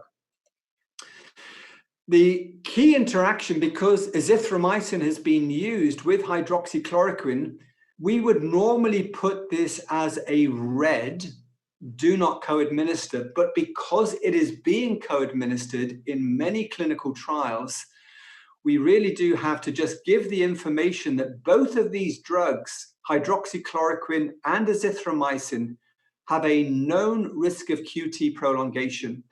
And there have been reports of QT prolongation in COVID patients. If they're going to be used, then ECG monitoring is clearly advised because of the synergistic effect which these two drugs have. To date, we have clinical advice, and so this New England Journal of Medicine paper on hydroxychloroquine with or without azithromycin in mild to moderate COVID points out to the prolongation of QT interval and also an increase in liver enzymes, which was greater when the two drugs were used compared to patients who did not receive either of the agents. And just recently, there's been the warning of COVID-19 from the European Medicines Agency, reminder of the risk of serious side effects with chloroquine and hydroxychloroquine in the case of using antibiotics such as azithromycin. Recent studies have reported serious, in some cases fatal heart rhythm problems with chloroquine, hydroxychloroquine in combination with azithromycin. And so you can see, I think, some of the issues around this drug interaction. Dexamethasone, the drug interaction potential of dexamethasone is because it is a moderate inducer of many enzymes, but particularly CYP3A, and also the transporter P-glycoprotein. So we have induction to consider for dexamethasone. With remdesivir, the drug interaction potential is very low, but it can be impacted by strong inducers. So you can reduce remdesivir exposure in the bloodstream by strong inducers. And if you have a strong enzyme inducer, co-administration will not be recommended with remdesivir. So here are drugs: rifampicin, carbamazepine, anti-epileptic drugs, phenobarbital, phenytoin, St. John's wort, which all have a major impact on remdesivir exposure. Chloroquine and hydroxychloroquine, there's an evidence of reduced antiviral activity because of the acidification mechanism that we previously mentioned. So there are some key drug interactions with remdesivir which are do not co-administer. Favipiravir and oseltamivir, based on our understanding, clinically significant drug interactions will be minimal based on our current understanding of the way that the body handles these two drugs. There are a few orange colors in our database with paracetamol, with ripaglinide, with rosiglitazone, where you show an increase potentially of favipiravir exposure, an increased exposure of the co-medication by favipiravir. So we do have some interactions, but very few. I'm not going to go to nitazoxanide. My final slides are just really, because anti-diabetics was something that was mentioned when we discussed what kind of drugs we should talk about, I've listed here anti-diabetics and the hydroxychloroquine and lopinavir ritonavir. Now, with all the anti-diabetics, we do actually have an orange monitor warning because hydroxychloroquine may enhance the effects of hypoglycemic agents. So with anti-diabetics and hydroxychloroquine and chloroquine, we do have an orange monitor, be careful warning. And there are some of those also with lopinavir ritonavir. Otherwise, everything is green. As far as dexamethasone, also we have orange for all the anti-diabetics because of its enzyme induction potential and also effects, again, on hypoglycemic control. So I would point your attention to some prescribing resources in our database. And with this, I finish. For example, dose recommendations for patients with renal impairment or hepatic impairment. Administration in cases of patients have swallowing difficulties. Can you mix drugs in oral dosing tubes or in other ways of giving these patients with swallowing difficulties? So it's important resources. So my final message is just awareness and avoidance. We have to think about drug interactions. Really important that we do. The complication in COVID is that we do have a lot of immune-mediated changes in that early phase of the disease, which can influence pharmacokinetics. So we don't understand all the implications, but cytokine storms can also inhibit drug metabolism. So drug interactions, I think, are going to be much more complicated in COVID. And with that, I thank a big team of people who help run the resources. And I thank you for asking me to just share today in this webinar. Thank you. Thank you very much, Professor Beck, for the eye-opening presentation. It's very thorough and a lot of information we can absorb. So let's move on to the Q&A session. I guess there has been several questions. Perhaps I would start with questions for Professor David Beck, because you've just finished your talk. So there are some questions in the Q&A window that ask your opinion about the efficacy of hydroxychloroquine. So I know you've talked about this briefly in your presentation, but I think a lot of people are still asking about it, that there's some, I don't know how to say, but there's a conflicting recommendation regarding hydroxychloroquine and the use of hydroxychloroquine in combination with azithromycin and other antibiotics, for example. So could you elaborate more on your opinion on this recommendation in hydroxychloroquine? Yes, thank you for that question. I think it's a very, very important question because it does divide opinion, and further data will emerge. When we're in a pandemic, we tend to want to get data and study results as quickly as possible, and therefore we may not always have the optimal design of a study and be able to answer all the questions that we really need to address. To date, the randomized controlled data that I mentioned from the recovery trial and the US trial doesn't point to any significant clinical benefit in terms of mortality. Now, I think you can also argue as to what point of the disease should we have that intervention. Should it be earlier on in the disease, or should we start later? Should it actually be maybe even before somebody has symptoms at all? So I'm not sure that we have a definitive answer about hydroxychloroquine. It works in vitro, that's clear. It does work in vitro. Extrapolating then from in vitro data to showing clinical benefit can sometimes be quite a leap. And also you have to have the best designs of studies in order to do that. Now, time, I think, and new data will emerge. And I'm not being absolutely saying that hydroxychloroquine will have no place. On the clinical data that we have so far, it doesn't look as promising as maybe 2 months ago. And I think many of you know that, for example, in the United States, and even just this week, President Trump was saying hydroxychloroquine should be taken and hydroxychloroquine is the answer to the problems. Now, maybe in time that will be proved right. At this moment, from the data we have clinically, it doesn't seem that that is going to be the optimal way forward to treat, but we need further data.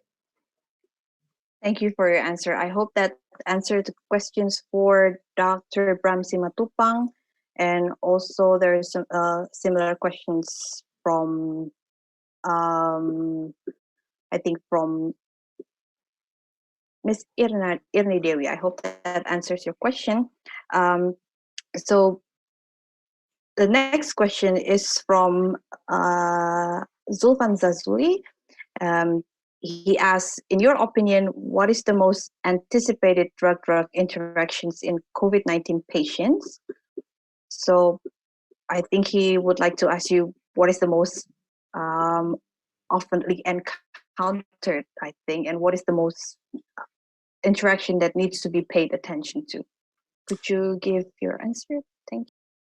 Well, thank you for that question. I think, again, a very, very important question. It very much, in a sense, the answer will depend on which drugs we're talking about, because from what I tried to give an overview of the different drugs. A drug like oseltamivir, which I haven't talked about, Tamiflu, has very, very few drug interactions known at this moment in time. If you go to the label of the drug, it mentions probenecid as one drug interaction for oseltamivir, for example, but very few drug interactions are mentioned in the label because of the way the drug is handled. So looking at drugs like favipiravir and oseltamivir, very few drug interactions. On the other hand, the most frequently, and this is the question, is with the drug lopinavir ritonavir, the HIV drug, simply because you have the ritonavir to boost the lopinavir in order for lopinavir to work as an HIV drug, and taking it into COVID, we hoped it would work as a COVID drug. But ritonavir boosts also many other drugs. So cardiovascular drugs, it will boost. If you're taking amlodipine, it will boost. Nifedipine, it will boost. So many cardiovascular drugs, you will get high exposure and therefore have to reduce the dose. So if someone is on amlodipine, 20 milligrams, they would need to reduce to 10 or maybe even to 5 if they were on lopinavir ritonavir. If they were on 10, definitely to 5, because of the boosting effect. So there are many, many drugs boosted by lopinavir ritonavir. So this is the most risky. With hydroxychloroquine, the major effect is definitely QT. So you need to understand if other drugs a patient may be taking are also drugs that will be QT prolonging drugs. So monitoring ECG, which is clearly not always possible, and in many situations you can't monitor ECG, but there's a risk of having a synergistic effect of two drugs having a QT prolonging effect, and therefore you have an increased risk of QT prolongation. And I think, as we showed, there have been deaths already on hydroxychloroquine or chloroquine plus azithromycin. Now, whether erythromycin and other macrolides have the same effect, you can speculate and say potentially, but we don't have good data on that at the moment. I see. Thank you very much for your answers. So I hope that answers your question, Mr. Zulfan. So basically, we have to go back to the mechanism of the drug and see if there is an interaction because of due to the mechanism of the drug. So yes, there are many drugs that hasn't have enough data yet to show, but we still need to, we can use our knowledge on the mechanism, of course, of the drug, and also the pharmacokinetic and pharmacodynamic profile of the drug. Yeah, okay. And if I could just point out, I mean, sorry, if I could just point out. No worries, no worries. Mm-hmm. When we're generating the information in our database, which we use, we have a team of pharmacists. So it's pharmacists who are absolutely critical to the way we generate our information, because virtually all the information is expert opinion. You don't have studies which have been done on many of these drugs. Well, the vast majority, you do not have drug interaction data from studies, from pharmacokinetic studies, as our colleague was mentioning before. So you have to use your expert knowledge of how are the drugs being metabolized, how is the body handling them in terms of absorption, distribution, metabolism? Could there be an interaction at the absorption with antacids? You have to understand that, and then you use your knowledge to give the best opinion. Now, sometimes we change our recommendations because new knowledge emerges or new understanding emerges. We've changed recommendations from red to orange, or even red to green, based on new data. But I do think pharmacists are absolutely vital in giving the information. So it's wonderful for me to see so many pharmacists on this call today. Okay, so thank you for the clarification, and let's move on to another interesting question, also for you, Professor David Beck. This is from Dian from Sarimulya University. Basically, she would like to ask about the drug interaction with other drugs that is used for chronic illness patient. And she asks if you know on top of your head the number of deaths caused by the drug interaction. That's a really, really important question. we have tried for many years to get outcome data for drug interactions in terms of monitoring the numbers of deaths. Of course, you have, these should be reported to the agencies in order to be able to understand that. One thing that we do know, and maybe this is a part answer to the question, there was a study recently which showed that the cost implications of a drug interaction, which was a contraindicated pair of drugs, two drugs that should not have been given based on the knowledge of a drug interaction, it worked out to be at least $3,000, the cost, because of increased hospitalization cost, increased numbers of tests, increase of time. So the cost of not noticing a drug interaction or trying to prevent a drug interaction has cost implications, which is important for any healthcare system, and also has implications for the health of the individual. I'm afraid I can't give a specific answer about the numbers of deaths. It's a very good question and one that really should be studied far more. And I will go away and think about that a little more. Okay, thank you for your answer. But yeah, since my expertise is pharmacoeconomy, actually that's a very interesting information for me. But that's I think the cost itself already give a good picture of the implication of drug interactions, I guess, and it is really hard to measure direct implications such as death and because of data limitation, of course. Yes. Yes, so let me go back to the Q&A window, and now let me point out some questions for Dr. Neng Fisheri. Some of the questions has been answered directly by Dr. Neng Fisheri in the answered box, so you can also read it over there. There are some questions, for example. Few questions, sir. Sorry? There is still few questions that haven't been answered. Yes, that's true. Okay, so for Dr. Neng Fisheri, there is some question that hasn't been answered. For example, from Ibu Idalisni.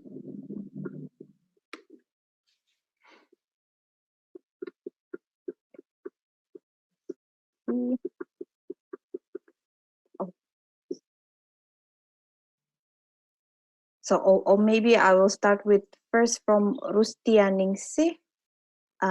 Let me, because this is for Dr. Neng Fisheri, I would like to read it in Bahasa Indonesia. I'm very sorry. Yes.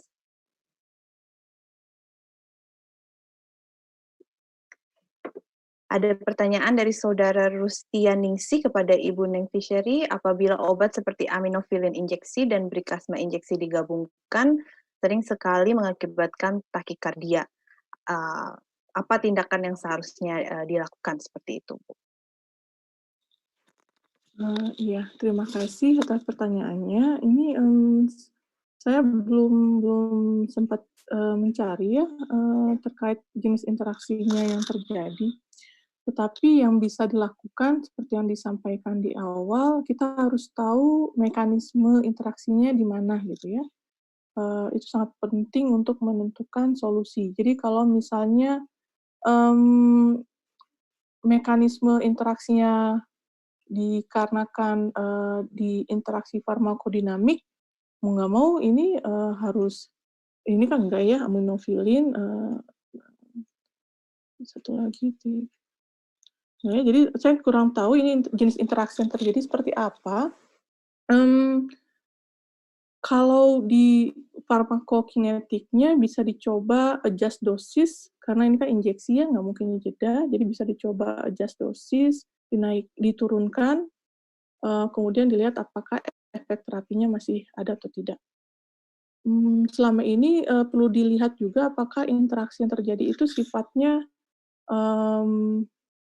minor atau moderate atau major, atau hanya tipe orang tertentu saja kejadiannya. Mungkin perlu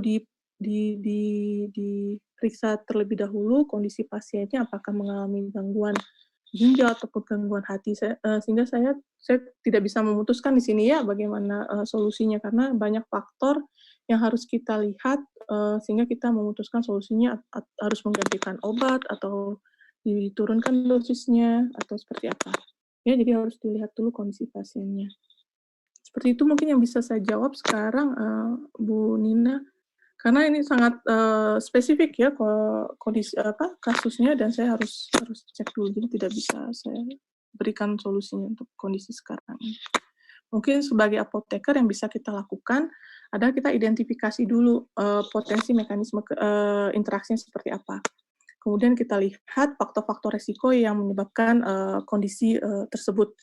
Kemudian dari situ baru kita lakukan tahap-tahap pemilahan apakah perlu penggantian obat atau tidak, atau akhirnya adjust dosis seperti yang tadi di slide terakhir yang saya tunjukkan. Mungkin itu yang bisa saya sampaikan untuk saat ini. Itu. Baik, terima kasih kepada Ibu Neng. Terima kasih sudah menjawab. Baik, itu tadi pertanyaan dari Rustianingsih. Kembali lagi, we will go back to Professor David Beck. I guess there's 2 questions from Dr. Maria Iwo Immaculata. The first question from her is, what do you think about plasma convalescent therapy? And then the second one is, can you explain more, what do you mean by immune-mediated PK and PD changes? So thank you. Well, thank you very much for those questions. If I could start with the second question first. I think one of the complications clearly when we're looking at COVID is that you have the immune effects, which begin to counteract the virus replication. And we have what is termed the cytokine storm. So you have a release of cytokines, and we know that the cytokines can have an inhibitory effect on drug handling. Now, how do we know this? Well, there have been a number of papers published in the last 3 or 4 weeks showing raised concentrations of drugs in patients who have COVID. So one of the drugs, lopinavir-ritonavir, which we've mentioned, the concentrations were 3 times higher compared to normal patients when a patient was having cytokine release. So you've already got high exposure of the drugs, which can complicate a drug interaction. And so even though we talk about understanding drug interactions, actually when a patient has got a lot of cytokines being released because of the immune response in COVID, that can potentially accentuate, make worse a drug interaction. And it's very difficult to study. And my team, we've just written an editorial for the British Journal of Clinical Pharmacology, which should be published in the next couple of weeks, on this issue of the cytokine storm, how it affects drug interactions and the immune effects. So I would ask you maybe to look out for an editorial in the British Journal of Clinical Pharmacology in the next couple of weeks on this issue, which would explain far more. But really, it's trying to understand a complicated mechanism, even more complicated than just looking at a drug interaction. You have an additional impact of cytokines, which are inhibitory themselves. So it's not just a drug inhibiting, it's the cytokine that can inhibit drug handling in the liver. So it can become quite complicated.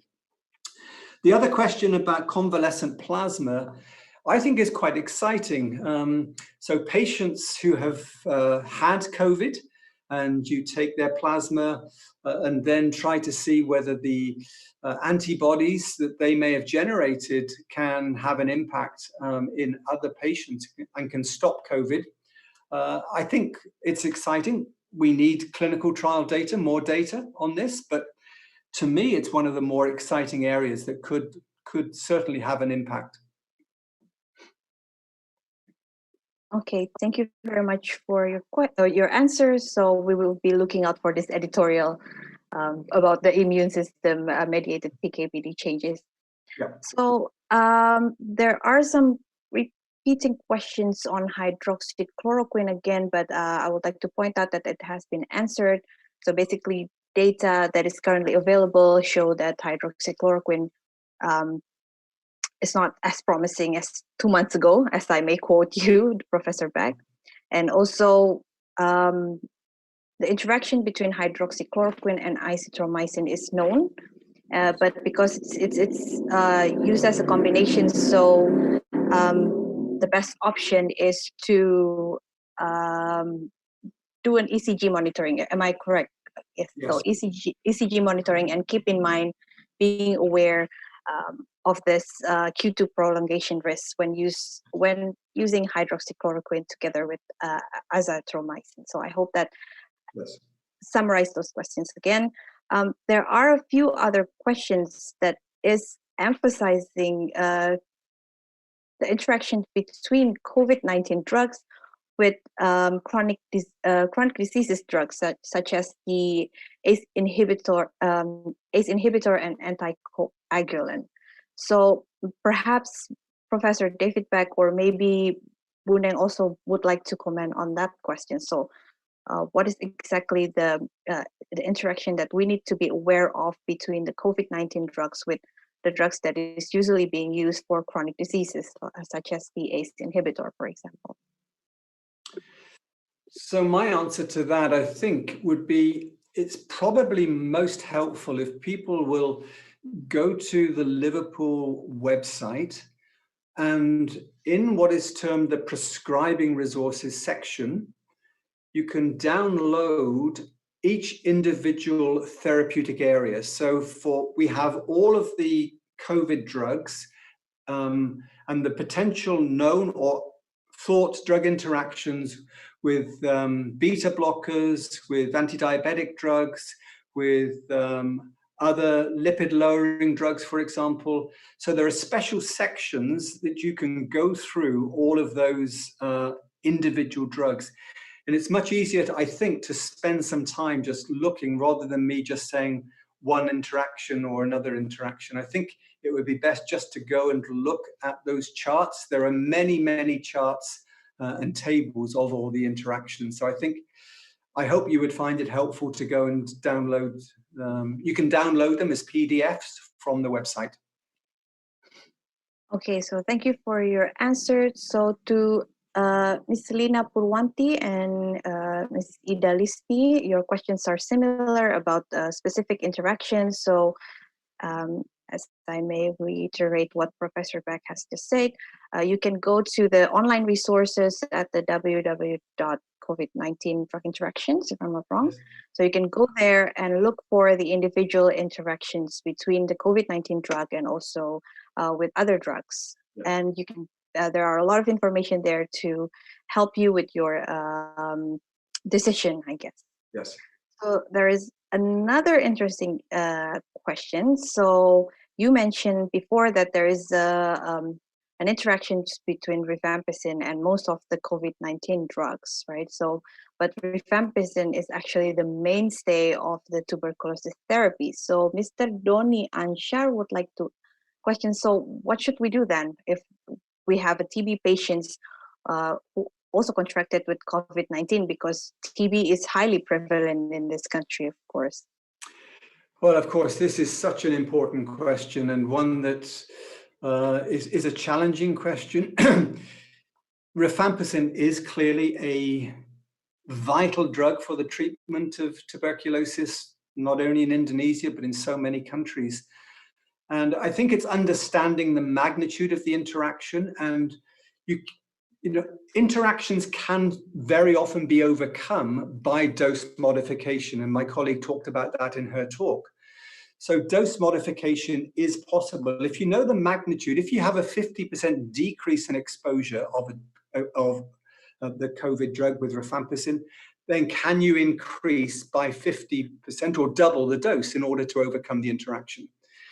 So my policy is always, number one, is it possible to overcome the interaction by modifying changing the dose of your COVID drug. And in many cases, this will be possible.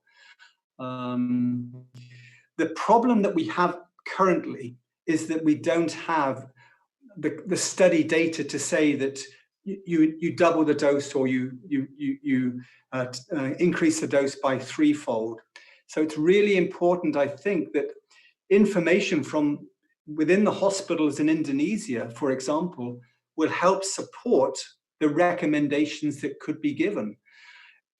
Number one is to know that there will be an interaction. Number two is knowing potentially what the magnitude is. Number three, can we overcome that by dose modification? In some cases, it's not possible because the magnitude is so great. Then you have a real issue: is what do we do, and how do we manage those patients? I understand that completely. And you really are in a very difficult position. Thank you for your answer. So we're almost near to the end of the Q&A session, but there are still some questions. But I think there's room for answering two questions that is quite similar. So there is a question on what is actually the best practice to portray the drug interactions quickly, because as we all know that COVID-19 treatment is constantly changing, and also it needs like quick decisions. So what is the good practice to portray the drug-drug interactions quickly? And also there is another question that asks, is there any resources that points out interactions between COVID-19 drugs with herbal? Because herbal medication is very highly used in our country, of course. Thank you. Well, if I could answer the herbals, we do have a small section in our website on herbals. Again, there's a herbal section. But I would be very interested to receive from any colleagues on the call, if having looked at the website, you think there are drugs that really are vitally important in your patients that are not listed, then please, through Armina, maybe let me know, and we would be happy to try to incorporate them into the website. We always want to be able to meet the needs locally as well as the United States and Europe. So we are trying to expand. So herbals, I agree. The problem with herbals, again, is how many studies are there done? We have to try to understand the implication of an interaction. I mentioned St. John's wort, which is a herbal, which is used in many countries as an antidepressant. So that's a herbal. There are other herbals which are really important. We do have some. I'm just trying to look how many we actually have in the website, and I can probably find it very quickly, but it's I'm just trying to find it. There are very few actually at the moment, but we will have more. So we are increasing. But maybe let me know what you think is missing. That would be important for us. The other question, I've forgotten what the other question was, Armina. The other question is, what is the good practice in order to portray the drug-drug interactions quickly? So what is the best practice actually to portray this issue very quickly in a clinical setting? Something Sure. like that. Mm-hmm. I mean, I think there's two answers to that. One is that we will be producing an app for iPhones and Android very quickly, so that the information is available on an app. That's being developed at the present time. Will probably be available in a month or 6 weeks to actually have. I've worked in drug interactions for many, many years. I've worked in malaria drug interactions. I've worked in Thailand for many years. I've worked in African countries on drug interactions, in schistosomiasis, in many different diseases. I've worked for the World Health Organization for a while. So I can't remember drug interactions. I need resources. So I'm not just saying Liverpool is the only resource. This is the resource that we obviously develop. But there are other resources. So I think we all need resources. Pharmacy teams in the pharmacy need resources to be able to understand drug interactions. So you have to get a number of different things that you feel is giving you the information that you want to treat the patients, to give the patient the best, the optimal management. And that's really what we're trying to do. Okay, thank you for your answers. So that's the end of the discussion session. So Professor David Beck actually welcomes you all to contribute to the online resources, especially with the herbal data that will be very helpful. And probably this kind of herbal is not only used in Indonesia, but also in other neighboring countries. So it will be a good resources to consider drug-drug interactions with the herbal medication. So, well, to conclude, I think I would like to quote your statement, Professor. So awareness and avoidance is important. And another important point is that please do not hesitate to refer to resources. And there are available resources that you can use to inform your daily practice about drug-drug interaction. And also back to Dr. Neng Fisheri's presentations, it's also important to always keep in mind what is the mechanism of the drug interactions, because that's where you find answer when data is very limited. So thank you very much for all the speakers, Dr. Neng Fisheri and also Professor David Beck, for joining us. Hi. So thank you very much for joining us and sharing precious knowledge and informations. And I'm sure that all of the audience today are able to use this information for their daily practice. Thank you so much for joining us very early in the morning in Liverpool. Thank you. Also, yes, thank you. And thank you so much for spending time of your weekend for us. Thank you very much. Thank you. So we're coming to the end of the webinar. I would like to point out that for the speakers, everything is wrapped up, everything is done. You may leave the meeting. But for the participant, there are some informations that I need to relay. So if you prefer to leave the meeting, you may. Okay.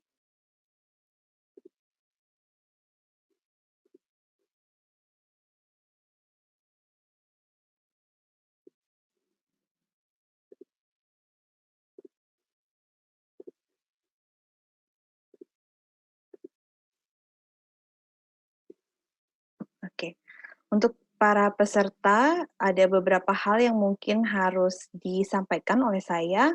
Yang pertama, panitia akan memposting di kolom chat questionnaire yang harus Anda isi. Kemudian kami akan memberikan waktu sekitar 5 menit untuk mengisi kuesioner tersebut. Dan kemudian setelah itu kami akan mengundi nama yang mengisi kuesioner untuk hadiah berupa pulsa ya, kalau nggak salah pulsa seperti itu. Nah, kemudian untuk yang akan membutuhkan SKP di sertifikatnya, Anda dapat mengisi post-test. Link post-test juga akan dipublikasikan di kolom chat. Link post-test ini akan dibuka selama 2 jam dan Anda bisa mengisi beberapa kali. Yang terakhir yang akan diambil oleh panitia, dan mohon diingat kembali bahwa nilai harus 80 untuk mendapatkan SKP dari IAI. Baik, kalau begitu, untuk pertanyaan yang belum terjawab, mungkin nanti akan saya kumpulkan, dan apabila pembicara berkenan, akan dijawab lewat email. Tapi sekali lagi saya harus mengkonfirmasi ini kepada para pembicara sekalian. Baik, kepada panitia, saya persilahkan untuk men-share link-nya, link kuesioner, dan bagi yang ingin mengikuti undian berhadiah, silahkan mengisi kuesioner tersebut dalam waktu 5 menit. Terima kasih.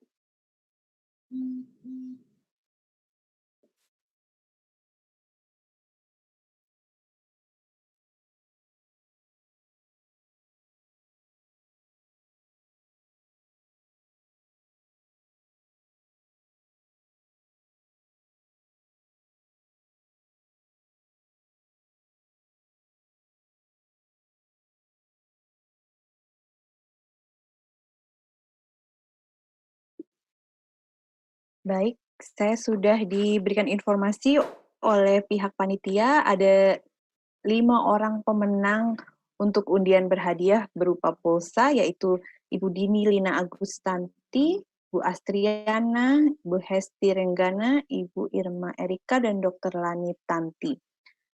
Panitia akan menghubungi saudara-saudara sekalian untuk penyerahan hadiah, mohon ditunggu. Nah, untuk itu kita telah sampai di penghujung acara. Terima kasih sekali atas kehadiran saudara-saudara sekalian serta perhatian yang telah Anda berikan selama webinar. Semoga informasi yang didapatkan hari ini bisa berguna untuk pekerjaan saudara-saudara sekalian sehari-hari. Dan semoga ada dari para peserta webinar yang berminat untuk menyumbang ilmunya untuk resource tadi Profesor David Beck mengenai interaksi obat. Oke, kalau begitu terima kasih banyak. Dengan ini acara saya tutup. Untuk para peserta yang menginginkan SKP, saya ingatkan kembali untuk mengisi post-test. Post-test akan dibuka selama 2 jam dari mulai link di post tadi barusan di chat box acara ini. Baik, sekali lagi terima kasih. Selamat sore menjelang malam dan salam sejahtera untuk kita semua. Terima kasih.